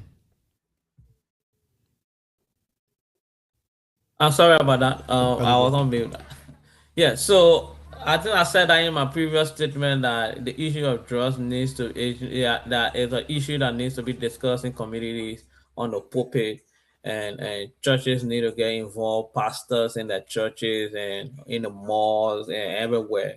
People need to, bring about the issue of, the importance of how drugs is affecting the next generation of our country. And the way the discussion is going right now, the discussion, people trying to, people from, different party want to make it look like this is a politics we push here. The issue is not about politics, my people. That a wallow and the rest. This is not about politics. If you listen, would you listen to the president spoke about this issue?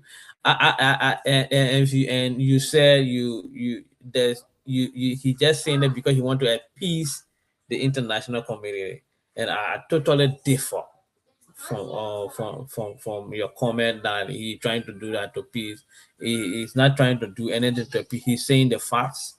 He is showing the Liberian people that there's a process, there's a due process going through, and that due process, once it reaches its course, the Liberian people will get the information that they need to rest so that they can be at peace, so that at the end of the day, we'll understand the intricacies. Because this, if you look at it, this is a multilateral investigation going on. Drug of that quantity entering the country, it must have rules. And if you just list names of people involved right now, you will hinder the investigation process. So why would you want to do that? It doesn't make any sense. So a rational person will not do that.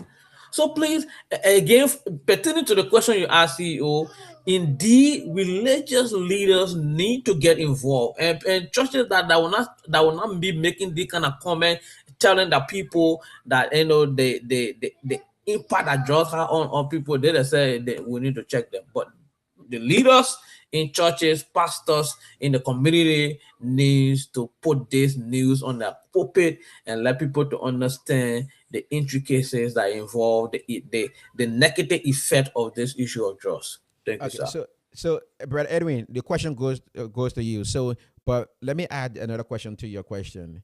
From what the president has said, exercising the democratic way of doing things, do you trust the process in a case? But likewise, I want you to answer the question too, as a religious leader, and what should community be doing as well to eradicate drugs use in Liberia? Well, religion and the community is very instrumental in weaving together everything to either pull out crimes or to identify crimes. So when it comes to religion and the religious leader is that's a very it's more potent than the police force, to tell you the truth. It's more potent than AFL or whatever. The religious leader, they, you know what I mean, because they have the galvanization of community that people don't have. Because who the hell gonna say Jesus love you? Come here. Who gonna say no to that? You know what I mean? So the religious people, they have that ability to bring bad people and stuff. But no, bro, we're in 2026 Liberia right now. We have Sasewu people in the church.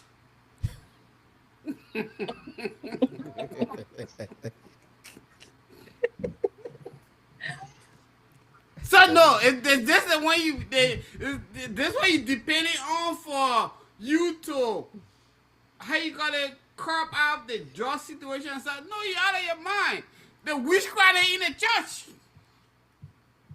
So you're saying that you don't trust the faith-based organization to help the government eradicate drugs issue in Liberia?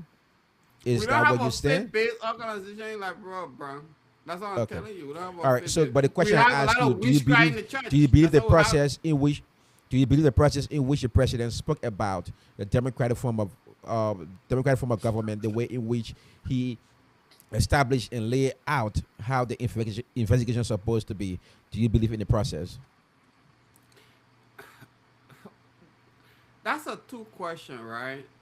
So, do I believe in what Joseph Boakai said? 100%, 100%, 100%. Joseph Boakai himself does not believe in what he's saying. So, what the heck? Okay. All right. Thank you. All right. That's it. All right. That's it. I don't All have right. anything else. I appreciate your comment. And then let's go to Tadas first. Tadas, what do you think should be the role for religious leader and community leaders as well?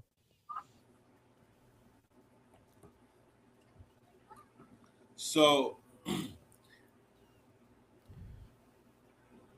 the religious leaders has a pivotal role to play in the way a whole lot of things happens in the country.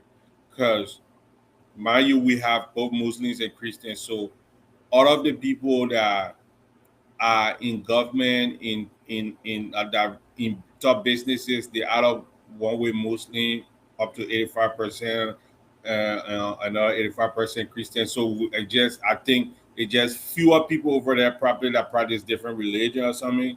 I don't have the statistics for it, but to be honest with you, I don't think they've been playing their role to the full extent because they have been polarized by the the greed and the way they want to amalgamate wealth, because the ordinary people don't even want to go to church like the way it used to. When we were coming out Sunday, we had to go to church, and then we'll come back home from service first before we even eat food to the house. We won't eat breakfast, and then we'll go to the First Baptist Church on Commandant Barrow.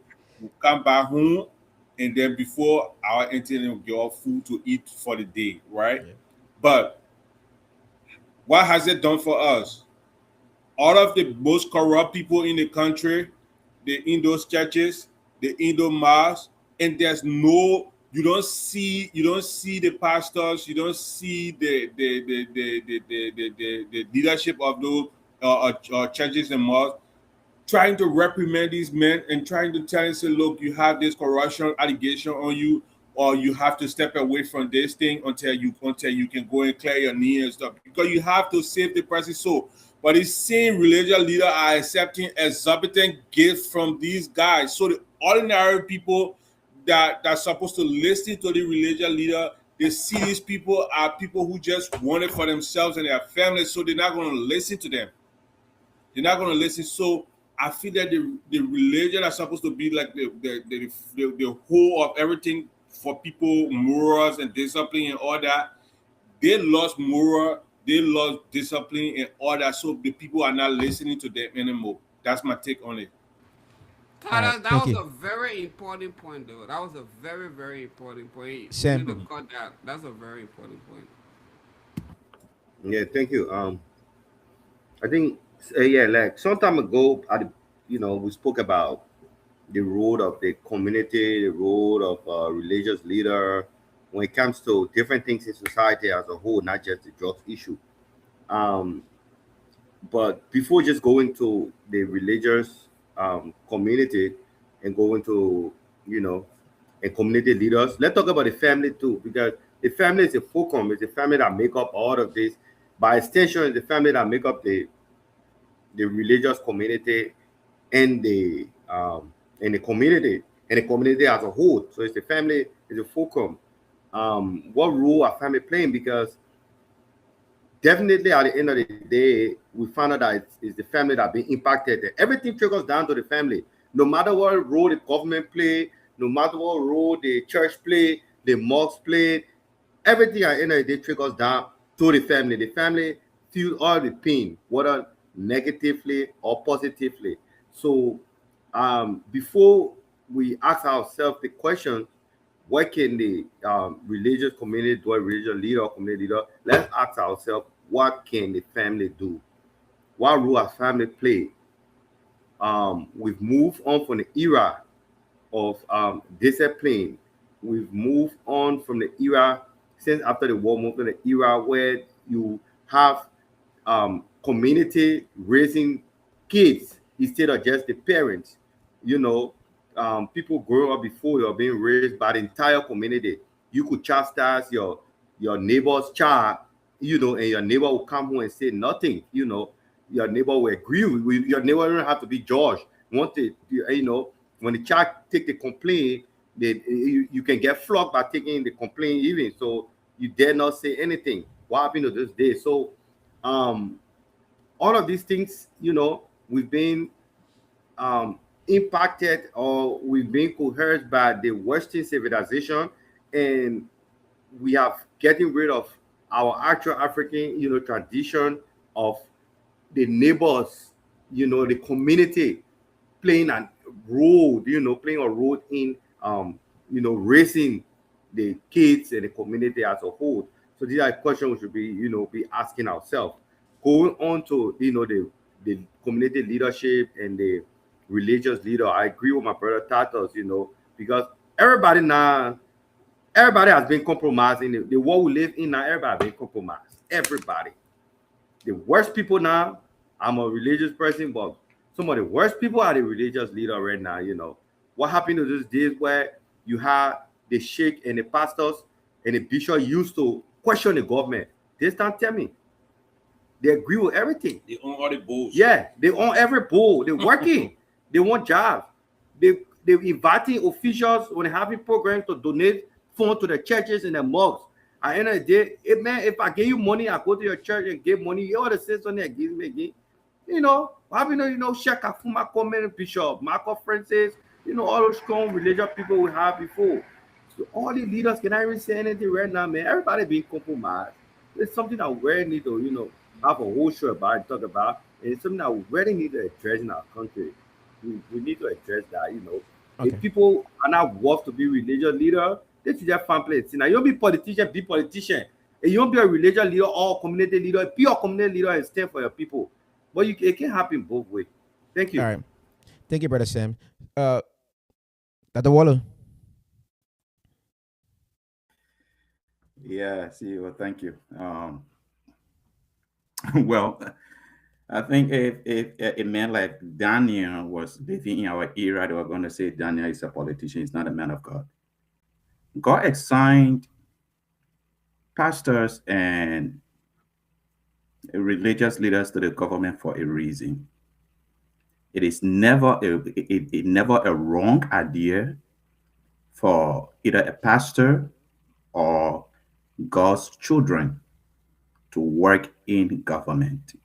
Okay, I know that's not what my brothers are criticizing, but I just wanted to add that when you are given the opportunity for you to work in the government as a child of God, the expectation is that you don't blend in with the status quo. You go there to change. You go there to represent your faith. Okay, and the disappointment has been uh, most of the pastors that have been given that opportunity have not proven to be any different, right? And that speaks a lot to our society, right? CEO, the question about what religious leaders can do about this drug issue. So when it comes to the drugs issue, right, we have the moral aspect to it. We have the legal aspect. We have the educational aspect to it. We have the treatment aspect to it, right? For this issue of drug, in our society, for religious leaders or churches or the community to do any meaningful work around it, the government has to put in some money. Okay. Or a pastor standing on the pulpit and just talking about drug, that to me that would be superficial because it's not going to have any impact. There has to be some program built around that can impact the community, that can impact people in the community. And most of our ministries in Liberia, you don't see them having meaningful work in communities. Okay, I don't think they don't want to do it, but because maybe they don't have the money to do that. Okay, but let's take for example, okay, if the government can find some money and say this amount of money is, this money is for grant, if for churches, if for mosques, if for religious organization, build a program around how you can impact drugs or how you can solve the issue of drugs in your community. Write us a proposal, and then we can fund that. Okay, churches will be able to develop programs around that, submit it to the government, and the government can actually provide grant around that. Then you empower the churches for them to have some meaningful work in the community. Okay, whether it is through education, they can do that. Whether it is through treatment, building, and rehab, they can do that. But the government themselves have to empower religious organization and the community for them to be able to do that. But we don't see that happening. So just talking about it, yes, it's good to just talk about it. But if we really want to have a meaningful impact in churches having infiltration into the communities, money have to be put into it. Let me give you an example of that. My brother Tatas, hold on. You were coming. Let me give you an example of that. 85% of the schools in Liberia are run by religious organizations. Okay, they are run by religious organizations. But see how our education system is today. Our education system is that not because of those schools, it's because of the government. Okay, because of the government. If the government was really, really stringent on what kind of school they approve, on the curriculum, how the curriculum is taught, on teachers' credentials. Brian, 1 second. If the government put those kind of system in place and follow through with it, it was going to have an impact in the country. But if the government can just leave it like that, to just people doing what they want to do, people do whatever they want to do. Okay. So churches can have a great impact, but it has to be done in an organizational way, not just somebody standing on a pulpit and just talking about it. Okay. Because not everybody in the community attend our church. People come from different communities to attend the church. Thank you, Dr. Water. Tadas, I saw your hand up. Do you want to say something? And now go to Brian. Yeah, first of all, we gotta do some housekeeping, right? I think it's a little bias that the Wallow takes up to 4 or 5 minutes to lay a point across, and then we be sticking to the 45 minutes, 45 seconds, 30 seconds. That's true. That's why check the time you talk on the show, you will be what I mean. If he's the guest, then we can ask him our questions though. That's true. That's true. I apologize, guys. Hold on, see, what are you agreeing to? If you check the time I talk on the show and the time I talk, you will be more than me. What are you agreeing to? I agree, gentlemen. But I come in, gentlemen. CEO, let me just a little point, right? That the world, everything is not government. The last time when I had a chance to close the show, I gave that John F. Kennedy a speech when he was being inaugurated in 1961, where he said, "Ask not what your country can do for you, ask what you can do for your country." Right? That particular statement, we should try to take that statement and encapsulate it into our day-to-day activities and see how we can make the change within our whatever reach we can. I said this to say that most of those cases that you see on the street today that are infested by drug, their community failed them, the churches failed them. Some other kids were in churches. Yeah. Some other kids were playing organs, drums, and stuff. But I'm not disagreeing to that. I'm coming. No, but I'm not disagreeing to that. It's not a government thing. all these I am churches not now, they're disagreeing to that. remodeling, I am actually, are I coming am now. actually Dr. Waller, adding. Dr. Waller, let me explain first. That's what we Dr. learn. Waller, let me That's what we explain. learn. No, All these okay, churches. let him let him But say Dr. what he Waller, wants to say, but because yeah, it's not a counter to what I said. no, but All he's these just making points. churches, all they think that what I'm telling you is not all about government. These churches have to take responsibility. They must have to take responsibility to and see how best they can. They build these schools in the community, You're and supposed they to make take these schools responsibility so of what exorbitant. government Even supposed to the do. members of the church kids cannot attend the school. You understand? Most of the places the Gentlemen. churches are, they build these big multitude, big buildings and stuff. Not that the churches could come together and amalgamate and say, you know what, let's build ourselves, let build ourselves a rehab center. Let's build ourselves this stuff. Let's build ourselves that stuff, and they can be able to solicit funds from outside and from other places. It doesn't have to always be government. The government has just a meager resources to work with. So Okay. if you think everything is government, I tell you that you're making half of coming to be president, and you're making half of coming to govern Liberia should he ever become president. Because Okay. the pedestal is too high. You expect too much of a government, then in reality, our budget cannot even seek it. Let don't just pass budget up almost 800 and some more million. Just one small country in America here. And Liberia budget at 1.7 billion.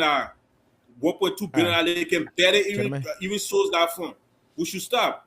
Okay, Okay. gentlemen. So Brian, I know you had your hand up. Can you say what you Still, want to say, Brian? let me clarify, Brian. because thank you. Let Brian So- go to what do you clarify? No, but I will forget now. Okay. Anyways, Brian, All go right. ahead. No, let him go ahead. Let him go ahead, because I want to say something about what he just said too. Okay, go ahead, Dr. Waller. Dr. Waller, please, 15 seconds. I come start Okay. counting the seconds. So that is, I'm not saying that government should do everything. Like the example you just gave, right? Churches. Let's say churches come together and they build rehab, right? How that rehab provide the services to the community, right? The government should have something in place to organize that, because if you don't do that, okay, you cannot protect the consumers. Consumers need to be protected. That is the role of government, to be able to provide the environment so that everything that is done in an organized way, so that people cannot be cheated on the services that you provide. The point I was making here is that Dr. Waller, let's go to the the next church, one. Edwin, the church can play a meaningful role into the community, but the church needs to be empowered. I'm not saying the government should do it. I'm saying the government should provide some level of funding for them. okay. There is Brian. nothing wrong with that. Where We are do talking these- about where do these Liberians. Brian, funds come please make a from? comment so Dr. we We are can talking about so we can go to the Liberians. next one. Where do Gentlemen. these funds come from? Gentlemen, From the come on, hold on natural one second, resources, please. from the taxes But that mind you, that citizens pay. the minister, the Gentlemen. deputy minister, the assistant minister, they all there, and they don't want rebranding all the churches, rebuilding all the churches, making the Okay. churches, building up to 4,000-5,000 capacity churches in Moravia there and stuff. You think Brian. they could take some of that money and redirect it to something meaningful? The churches are not impacting the community, and All right. that's bad. Thank you, Brother Titus. Brian, please make a comment, and then we'll just go to the next topic real quick so we can close.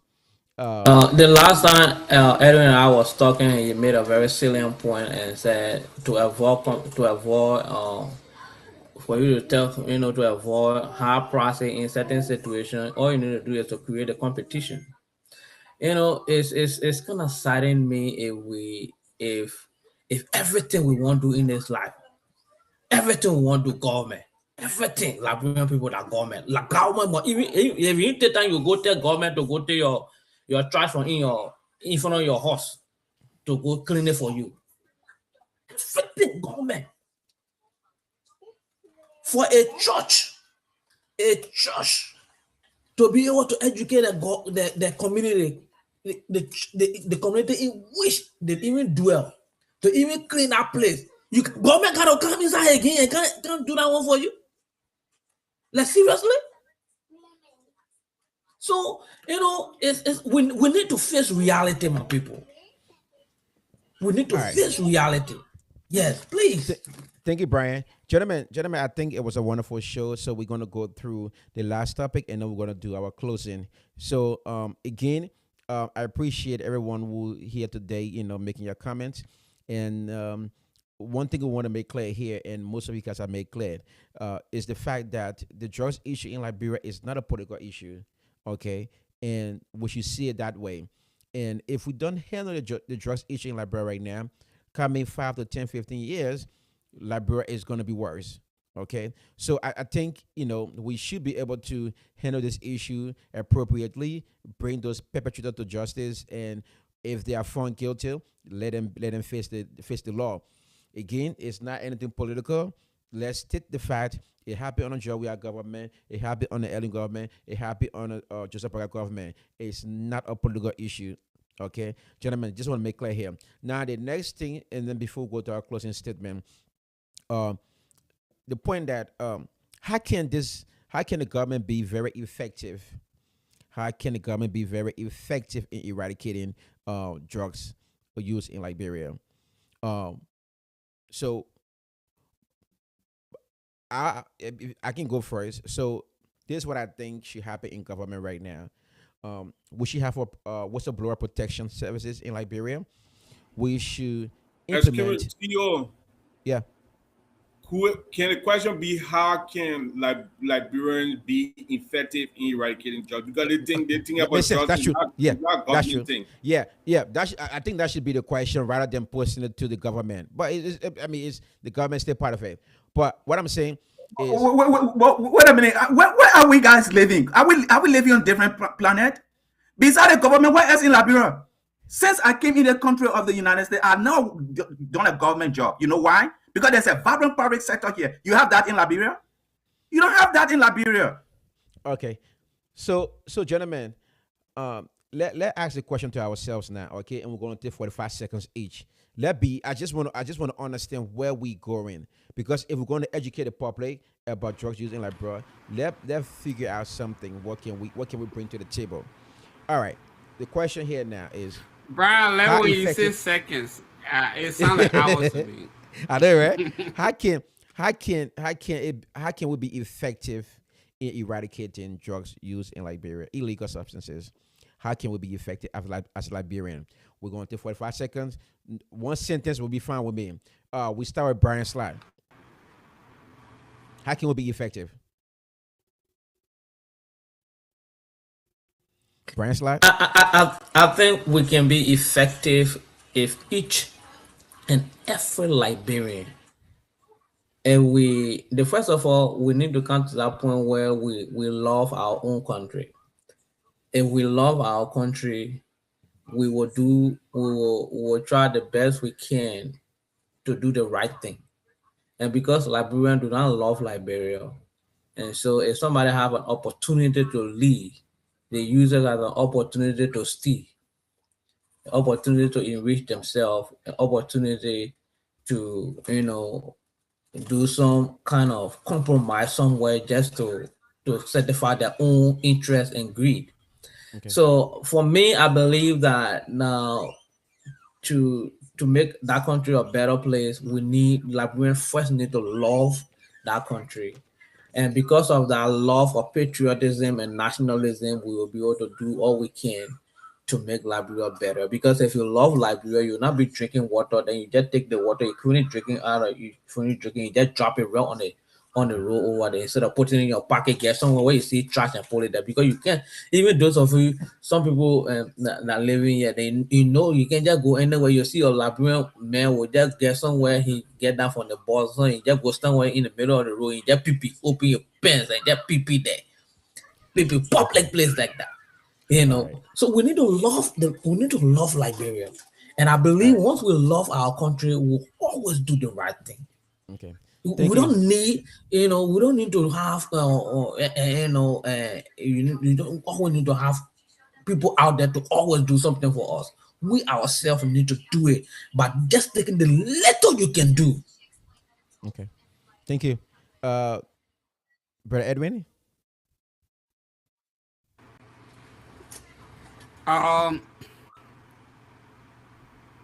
I think my brother Brian's a very brilliant man. I know him. We went Caribbean class before, so I know he's very smart. Maybe he saw something that I did not see. Maybe the algorithms trying something. But this whole topic is a non-issue to me to tell you the truth. Like I'm talking rich. I'm Okay. talking rich on the podcast. I'm All talking right. rich. I'm talking rich.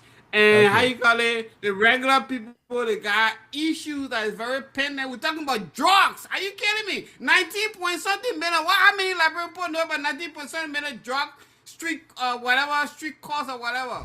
How many Liberian All right. people? How many Liberian people know about this stuff? We Okay. have a Thank you. platform. We have a platform. We have a platform to address the Liberian people issues. We have a Okay. platform to address the Liberian people issues.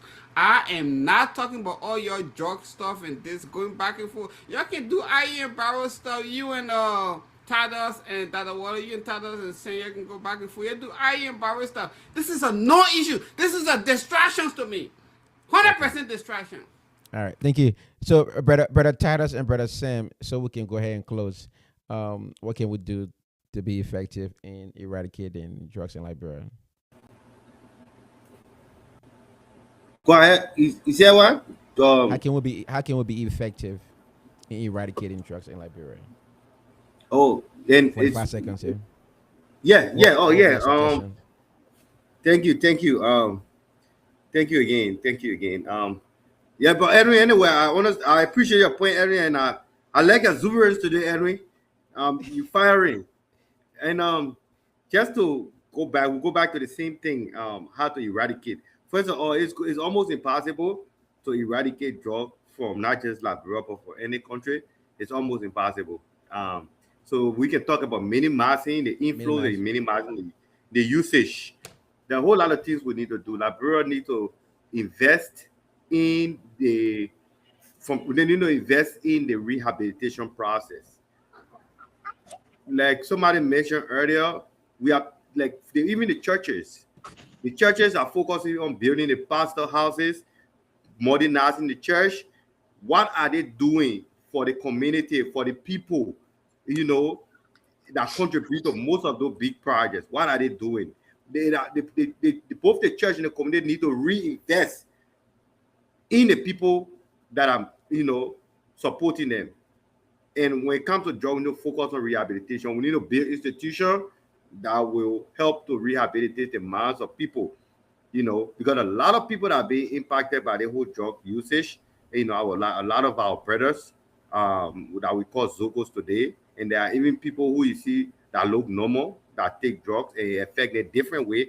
They may not show it in the same way that the Zogos show it, but in one way or the other. So we have to build an institution that will focus on rehabilitation, try to clean people, understand that the drug usage is not a good thing for them. And I believe that once we can do that, and then we can try to, focus on other things to make people life better. Thank you. All right. Thank you. Titus, you want to go?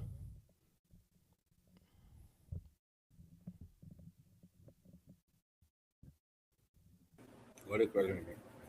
Oh, okay, so, like Sam said, drugs cannot fully be eradicated because I mean people use it as a stimulant to function and whatnot. So but the abuse of drug I think is what we can focus on and see how best we all collaborate in whatever way we can. Some people have the expertise, some people have the finances, some people have uh, everything that we have. We have to amalgamate those forces and come together and see how best we can aid government in the process. There are a lot of competing priorities, and sometimes it's just difficult for you to deprioritize something else and then focus on something else.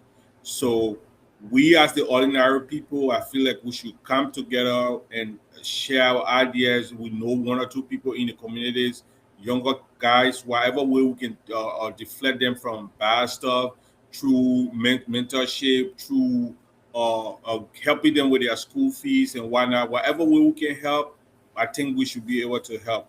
It's not always government. I know they are taking fast salaries and all that kind of stuff, but that could be another conversation for another day. But the issue of drug abuse eradication is a holistic fight. Is something that I expect Mr. Cummings to be leading the charge. I expect the former president Boakai and we are to also be leading the charge. I expect all politicians and well-meaning Liberians to be leading the charge. I think that Waldo spoke on something. We're not many people over there, so we don't have the leverage of numbers, and to say we have like 800,000 to 1 million or Liberian infested with drug. That almost 25% of our population, so there's no way we can be a prosperous nation with that much of people, infested, and they cannot contribute to the forward march of the country in a more beneficial manner. So I just feel like we should all come together. And even on this show, my brother Sam and I will be going to Liberia sometime in August.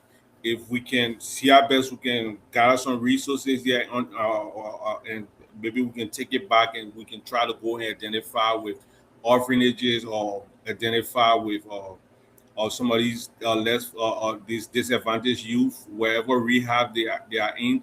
I mean, whatever way we can help to fix the problem and not just always criticize and blame government for everything, I feel like it will go a long way. But I really want to say thank you to the CEO and our honorable doctor for the show and the new gentleman over there.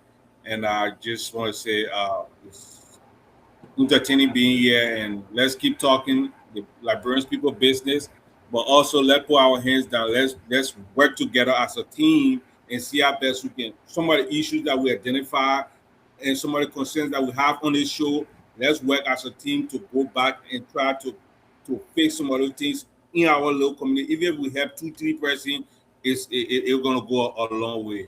So I think that's all right. All right, Dr. Waller. After that, so we can go to our closing statement. Yeah, I will look at your time. You just spoke for 5 minutes. You just spoke for 5 minutes. I was watching your time. And I want to clock you. He clock you. But I agree. I agree with Why don't you're not clocking far, I got I agree with your work, latter gentlemen. statement. It's something that we can do in Liberia together. I agree with that.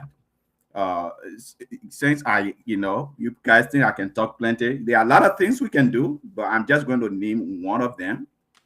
Okay, and that is every government employees, everyone that go to get a job, whether in the government or in the private sector, should go and do a drug test. And if your drug test is positive, go to rehab. Okay, that individual should be sent to rehab. Let all government employees be periodically drug tests every 3 months. Do drug tests all the time. Okay, and people that test positive for any substance, let them go to rehab. They shouldn't lose their job. Let them go to rehab, give them education, let them go to rehab and address the drug issue. I think if we focus on that, we will be able to detect who are using drugs and who needs the help. Okay. I don't understand where my brother then where they just came from with the issue that government cannot do everything. I agree, government cannot do everything, but it's the government we have in Liberia. Besides government, nothing else. Nothing else is there. Okay, I wouldn't have said XYZ about developed countries. If we don't want government to do everything, we'll create a vibrant private sector. Okay, let's focus on creating a private sector. Let's focus on that. Then people will not. Mr. Cummings comes in. There, why All Mr. right, Cummings gentlemen. comes in. Hold on now. I don't even talk for 2 minutes. No, but Dr. Waller, not 5 minutes. You said 1 point. You already make a point. But hold on though. I got somebody on the line who is watching and want to make a comment. All right. I will not say his name, but I will want for you guys to pick his voice up real quick. All right. The man got to call your name before he make a Yeah, statement. you hear the man. Hold up. Go ahead. So thank you, Joseph, for the opportunity to contribute to this conversation. I've been following from the back. Great conversation thus Y'all know far. talking right. I'm not introducing myself. They'll figure I out. love Yeah, her. no. I love her talking there. But here's my point, right? Go ahead. I listened to Titus and of course that of Sam, trying to kind of push off the responsibility of the government on that of individual citizens, when the government's supposed to lead the process and the issue of drugs eradication.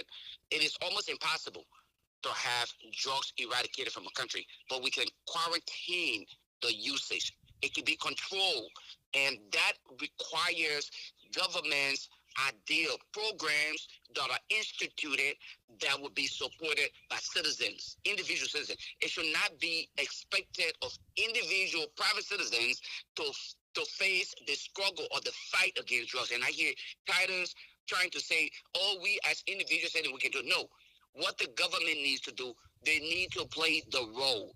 They need to put in place programs that would be supported by those of us who actually play the patriotic role as what you're talking about. So it can be done. That's part of the reason why we always encourage all of us. Okay, let us create opportunity, job opportunity for young people in the country. The issue of drugs, we can't play it as though this is part of politics. It actually, the issue of drugs and corruption, it is one of the greatest enemy to the country. So you don't play politics with it. Let us hold this government accountable. CDC, government was held accountable. We blame CDC for drugs. Okay, the fact that there was so much drugs in the country, but it was literally just brought to the surface, not taking into consideration that under Madam Sharif's government, there were several instances where people were noticed trafficking drugs.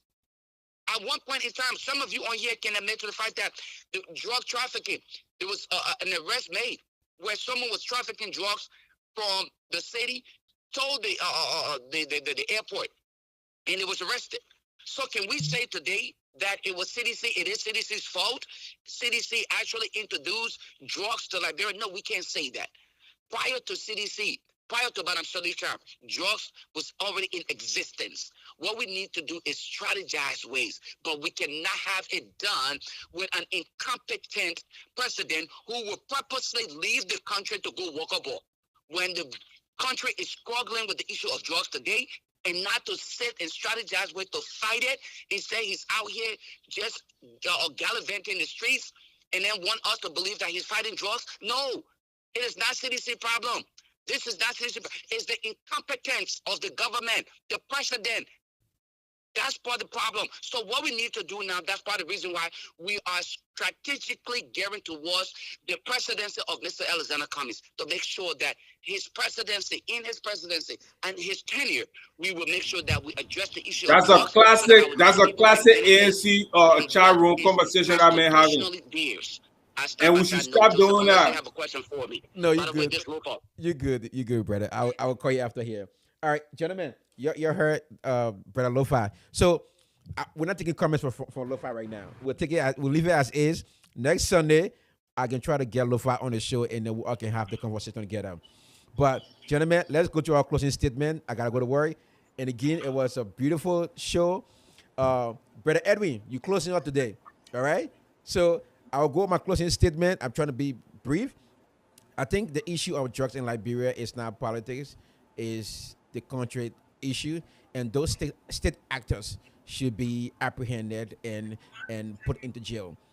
The issue with how we can get or minimize the drugs or try to find drugs areas in Liberia, we need to have whistleblower protection programs, wherein people who will snitch to the government where drugs are, who are involved in drugs. If we can protect these people, I can tell you that we will have these guys arrested and apprehended.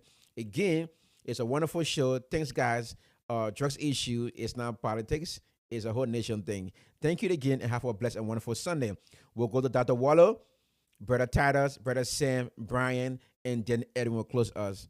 Dr. Wallow. Yeah, thank you, CEO. Thanks for the moderation of the show. I think you always do a fantastic job. To my brother Tadas and Sam, it's always a pleasure to share the platform with you guys.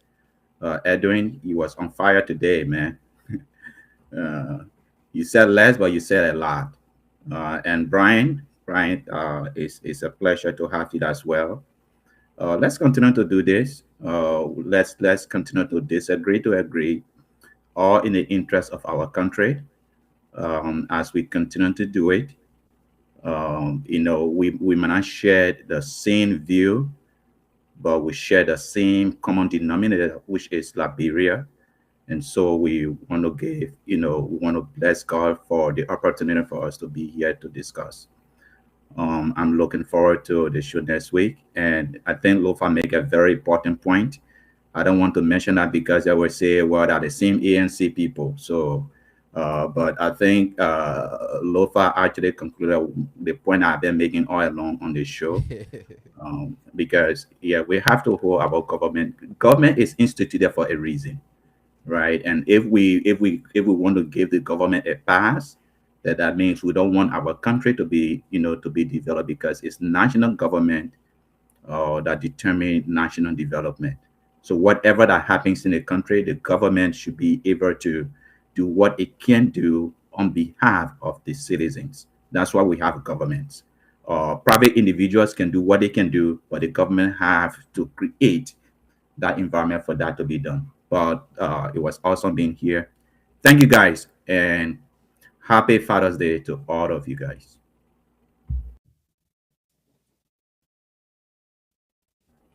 Okay, Brian, you can go on. Yeah, again, I want to thank every one of you, Dr. Wallow, the new the new Tatas, and the other guy who I just met today online. Will say it was a pleasure meeting you guys, and Edwin, the man who always preach common sense. I appreciate you for spicing up the show.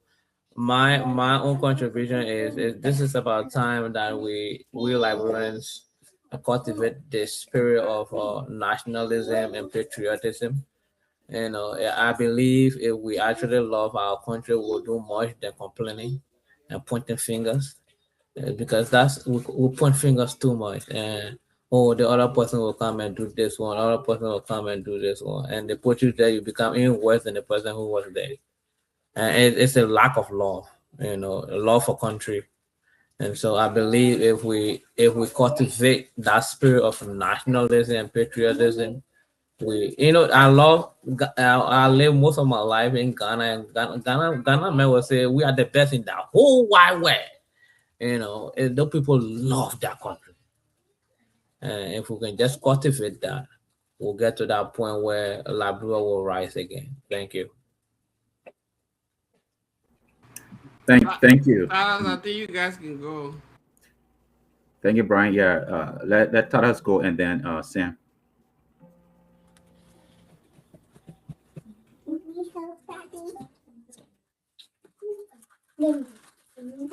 You are still muted, Sam. We're not hearing you. Yeah, you, Sam. Sorry, guys. Sorry. Thank you, Joseph. Thank you for hosting us again. Thank you for your coordination. Dr. Waldo Edwin, is always good to share the platform with you guys. The brother Brian, I think this is my first time meeting you. Nice to meet you. You seem no political. Continue your stance on issues. Don't be coerced by these people. Again, we would like to reiterate that Liberia's problem cannot be solely put into the hands of government. Government will never have the solution to Liberia problem. Like in any successful society, government has never had a solution to any problem. We must start from the family to the church to the community. As individual, we must help. Continue to sit on the fence and criticize will not be the solution to any issue. Let's continue to work together. And we'll continue to put the pressure on Dr. Wado as a religious person to take off his ANC cap and focus also on helping Liberia in other ways as a religious leader, and not just to keep criticizing the government all of the time. So I want to say thank you guys. I will see you guys next Sunday. Have a wonderful week.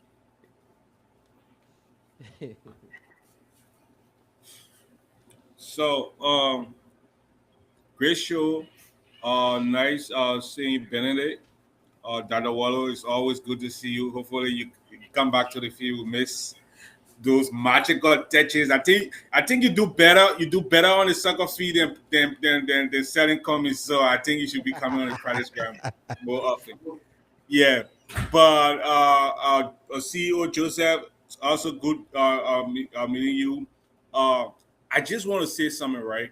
Uh, I listened to Benedict. I haven't interacted with him before, but I listened to Benedict and I listened to everybody like I listened to Dr. Wallo and the other guys on the show.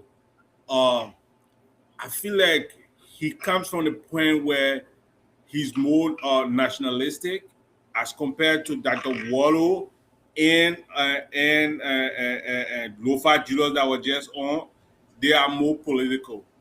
And I feel like as a nationalist, and I share similar view with Benedict, as a nationalist, we look at the problem and we asking ourselves, how can we fix these problems that we are faced with, right? And we look at government to be an integral part of that whole process, but we also not going to negate the fact that we as ordinary citizens have our parts to play. Government cannot go and be picking up dice all over the place. We don't have the capacity. There are a whole lot of things that can be done or should be done in Liberia that ordinary citizens can amalgamate themselves and do these things and will be effective. And then government can probably aid the process later on as compared to what everybody know it to be government. Dr. Wallo, Mr. Cummings is a very fine gentleman. He achieved a lot in his life. He could be a very good president. But please, let us stop making the presidency unmanageable for him even before he ascends. Because, mind you, we listen to all of these things. God forbid he becomes president, we're going to hold you guys to all of these things that you guys are saying. And trust me, the things you guys criticize the government for, there's no way these things can be attained or achievable by any ordinary person. So please talk to Mr. Cummings and Lofa if you're listening. Please, the private sector that we also need, Mr. Cummings can be one of the lead advocate for that. He can use his network. He got a very healthy phone book that he can make some calls and let us take people to Liberia to create opportunities. Opportunity is what we need, even with the drug thing. He can still lead it front. I haven't seen ANC taking any kind of drastic action when it comes to the drugs thing, when it comes to a whole lot of things. So please, I mean, we already there. We sitting. If you're trying to take us from there, you gotta try to do better. It's not just criticizing. But again, nice seeing everybody, and hopefully, Dr. Water can convince me to be an AAC person come 2029. But he's not doing a good job right now. I can honestly say. Thank you. Even though I have not mentioned coming name one time today, you Brother keep talking Edwin. about coming. You won't mention coming name even when I Your do. major is directed by you. We understand. We understand you. So whenever you speak, we understand the direction you're going. We So know. Gentlemen, you let's- can measure in Brother Edwin. Gentlemen, I gotta go. Edwin. Well, because Brian's my brother, we've been through a lot of fires and stuff and a lot of stuff. So I don't tend to compliment him because I trying to push the fire a little bit. We gotta give Brian some compliment for him hosting the show and holding everything together as a glue. Uh, Brian, I really appreciate you. I gotta say on camera, but you know what I mean. Like we in the back and stuff, so you can't underappreciate your friend. You know what I mean, for whatever. But Titus, I want to disagree with you all the time. When you just hold a cute pet in front of me, the cute pet, the cute dog. You just holding the cute dog. I wanna be disagreeing with you, bro. You just holding the cute dog in my face. I can't say no. You know what I mean? So I really want to. You mentioned something about limit or in limit for maybe half year or something. I want to disagree with you. I really want to do. Seriously, I want to disagree with you. I don't want to agree with you. I want to disagree with you. So, but you making too much sense most of the time. So, and same YouTube, the same thing. Yeah, yeah. Sometimes you're making sense, so it's okay. And then that water, they think it's therapeutic though. When I come on here every Sunday, it's just therapeutic stuff for me to go back and forth with you. And I can't forget my brother, Brian. Brian, that's a giant right there. If you don't know about Brian style, that's a giant right there you're looking at. That's one of the person. But this show, the reason why I wasn't so imparted or you know forming my opinions towards this show, I don't care, Brian. Sorry, Brian. Sorry. I don't care. 100% don't care about this topic. This is what rich people talk. This show that we have to do for rich people. I'm sorry about that, but this is for rich people. Brian, Edwin, Yeah. I feel like you being next to me and Sam. I know what you're doing here. Dr. Waldo. They set you up. I will be high on the Dr. Waldo will be high on the minute. Then I will be acting nice. So I feel like the whole thing is a strategy. I'm not all the time. Sam and I know we taking it. Is it working? Take it as well, man. Is the strategy working? Craft it. But guess what? Is it working? We're trying to bring Julius on. We're trying to bring Lofa on next Sunday. I'm trying to close that show so we can get rid of this. Yeah, that bring Lofa also get being here, Dr. Waldo. We'll bring Lofa on next Sunday. I'm not going back and forth with you guys, bro. Like, Go ahead, Edwin. Go ahead, Edwin. The whole show about rich people. Whatever statistic I want to do about drugs and stuff. Our kids, the young children, they were into the war in Liberia. And people forced them to take drugs and stuff. No, I'm not into how many drugs the Liberian people arrest. You know what I'm into? I got a car outside right now. Now I'm trying to send a Liberia. Then I increase the price to $2,600. That's what I'm into. $2,600. That's why I gotta put that car on the stuff. It was $1,900. Now it's $2,600. That's what I'm into. So this was a rich talk. Nice knowing you, rich people. I'm in the commercial ministry. I cannot discuss this stuff. The thing was flabbergasting to me. I just had to sit on the channel and nodding my head like I'm in the UN headquarters. I'm trying to flip the whole thing down. Gentlemen. I'm trying to flip the table. Y'all have a great weekend and happy Father's Day, everybody. You have a Thank great you. weekend, guys. That's how I feel.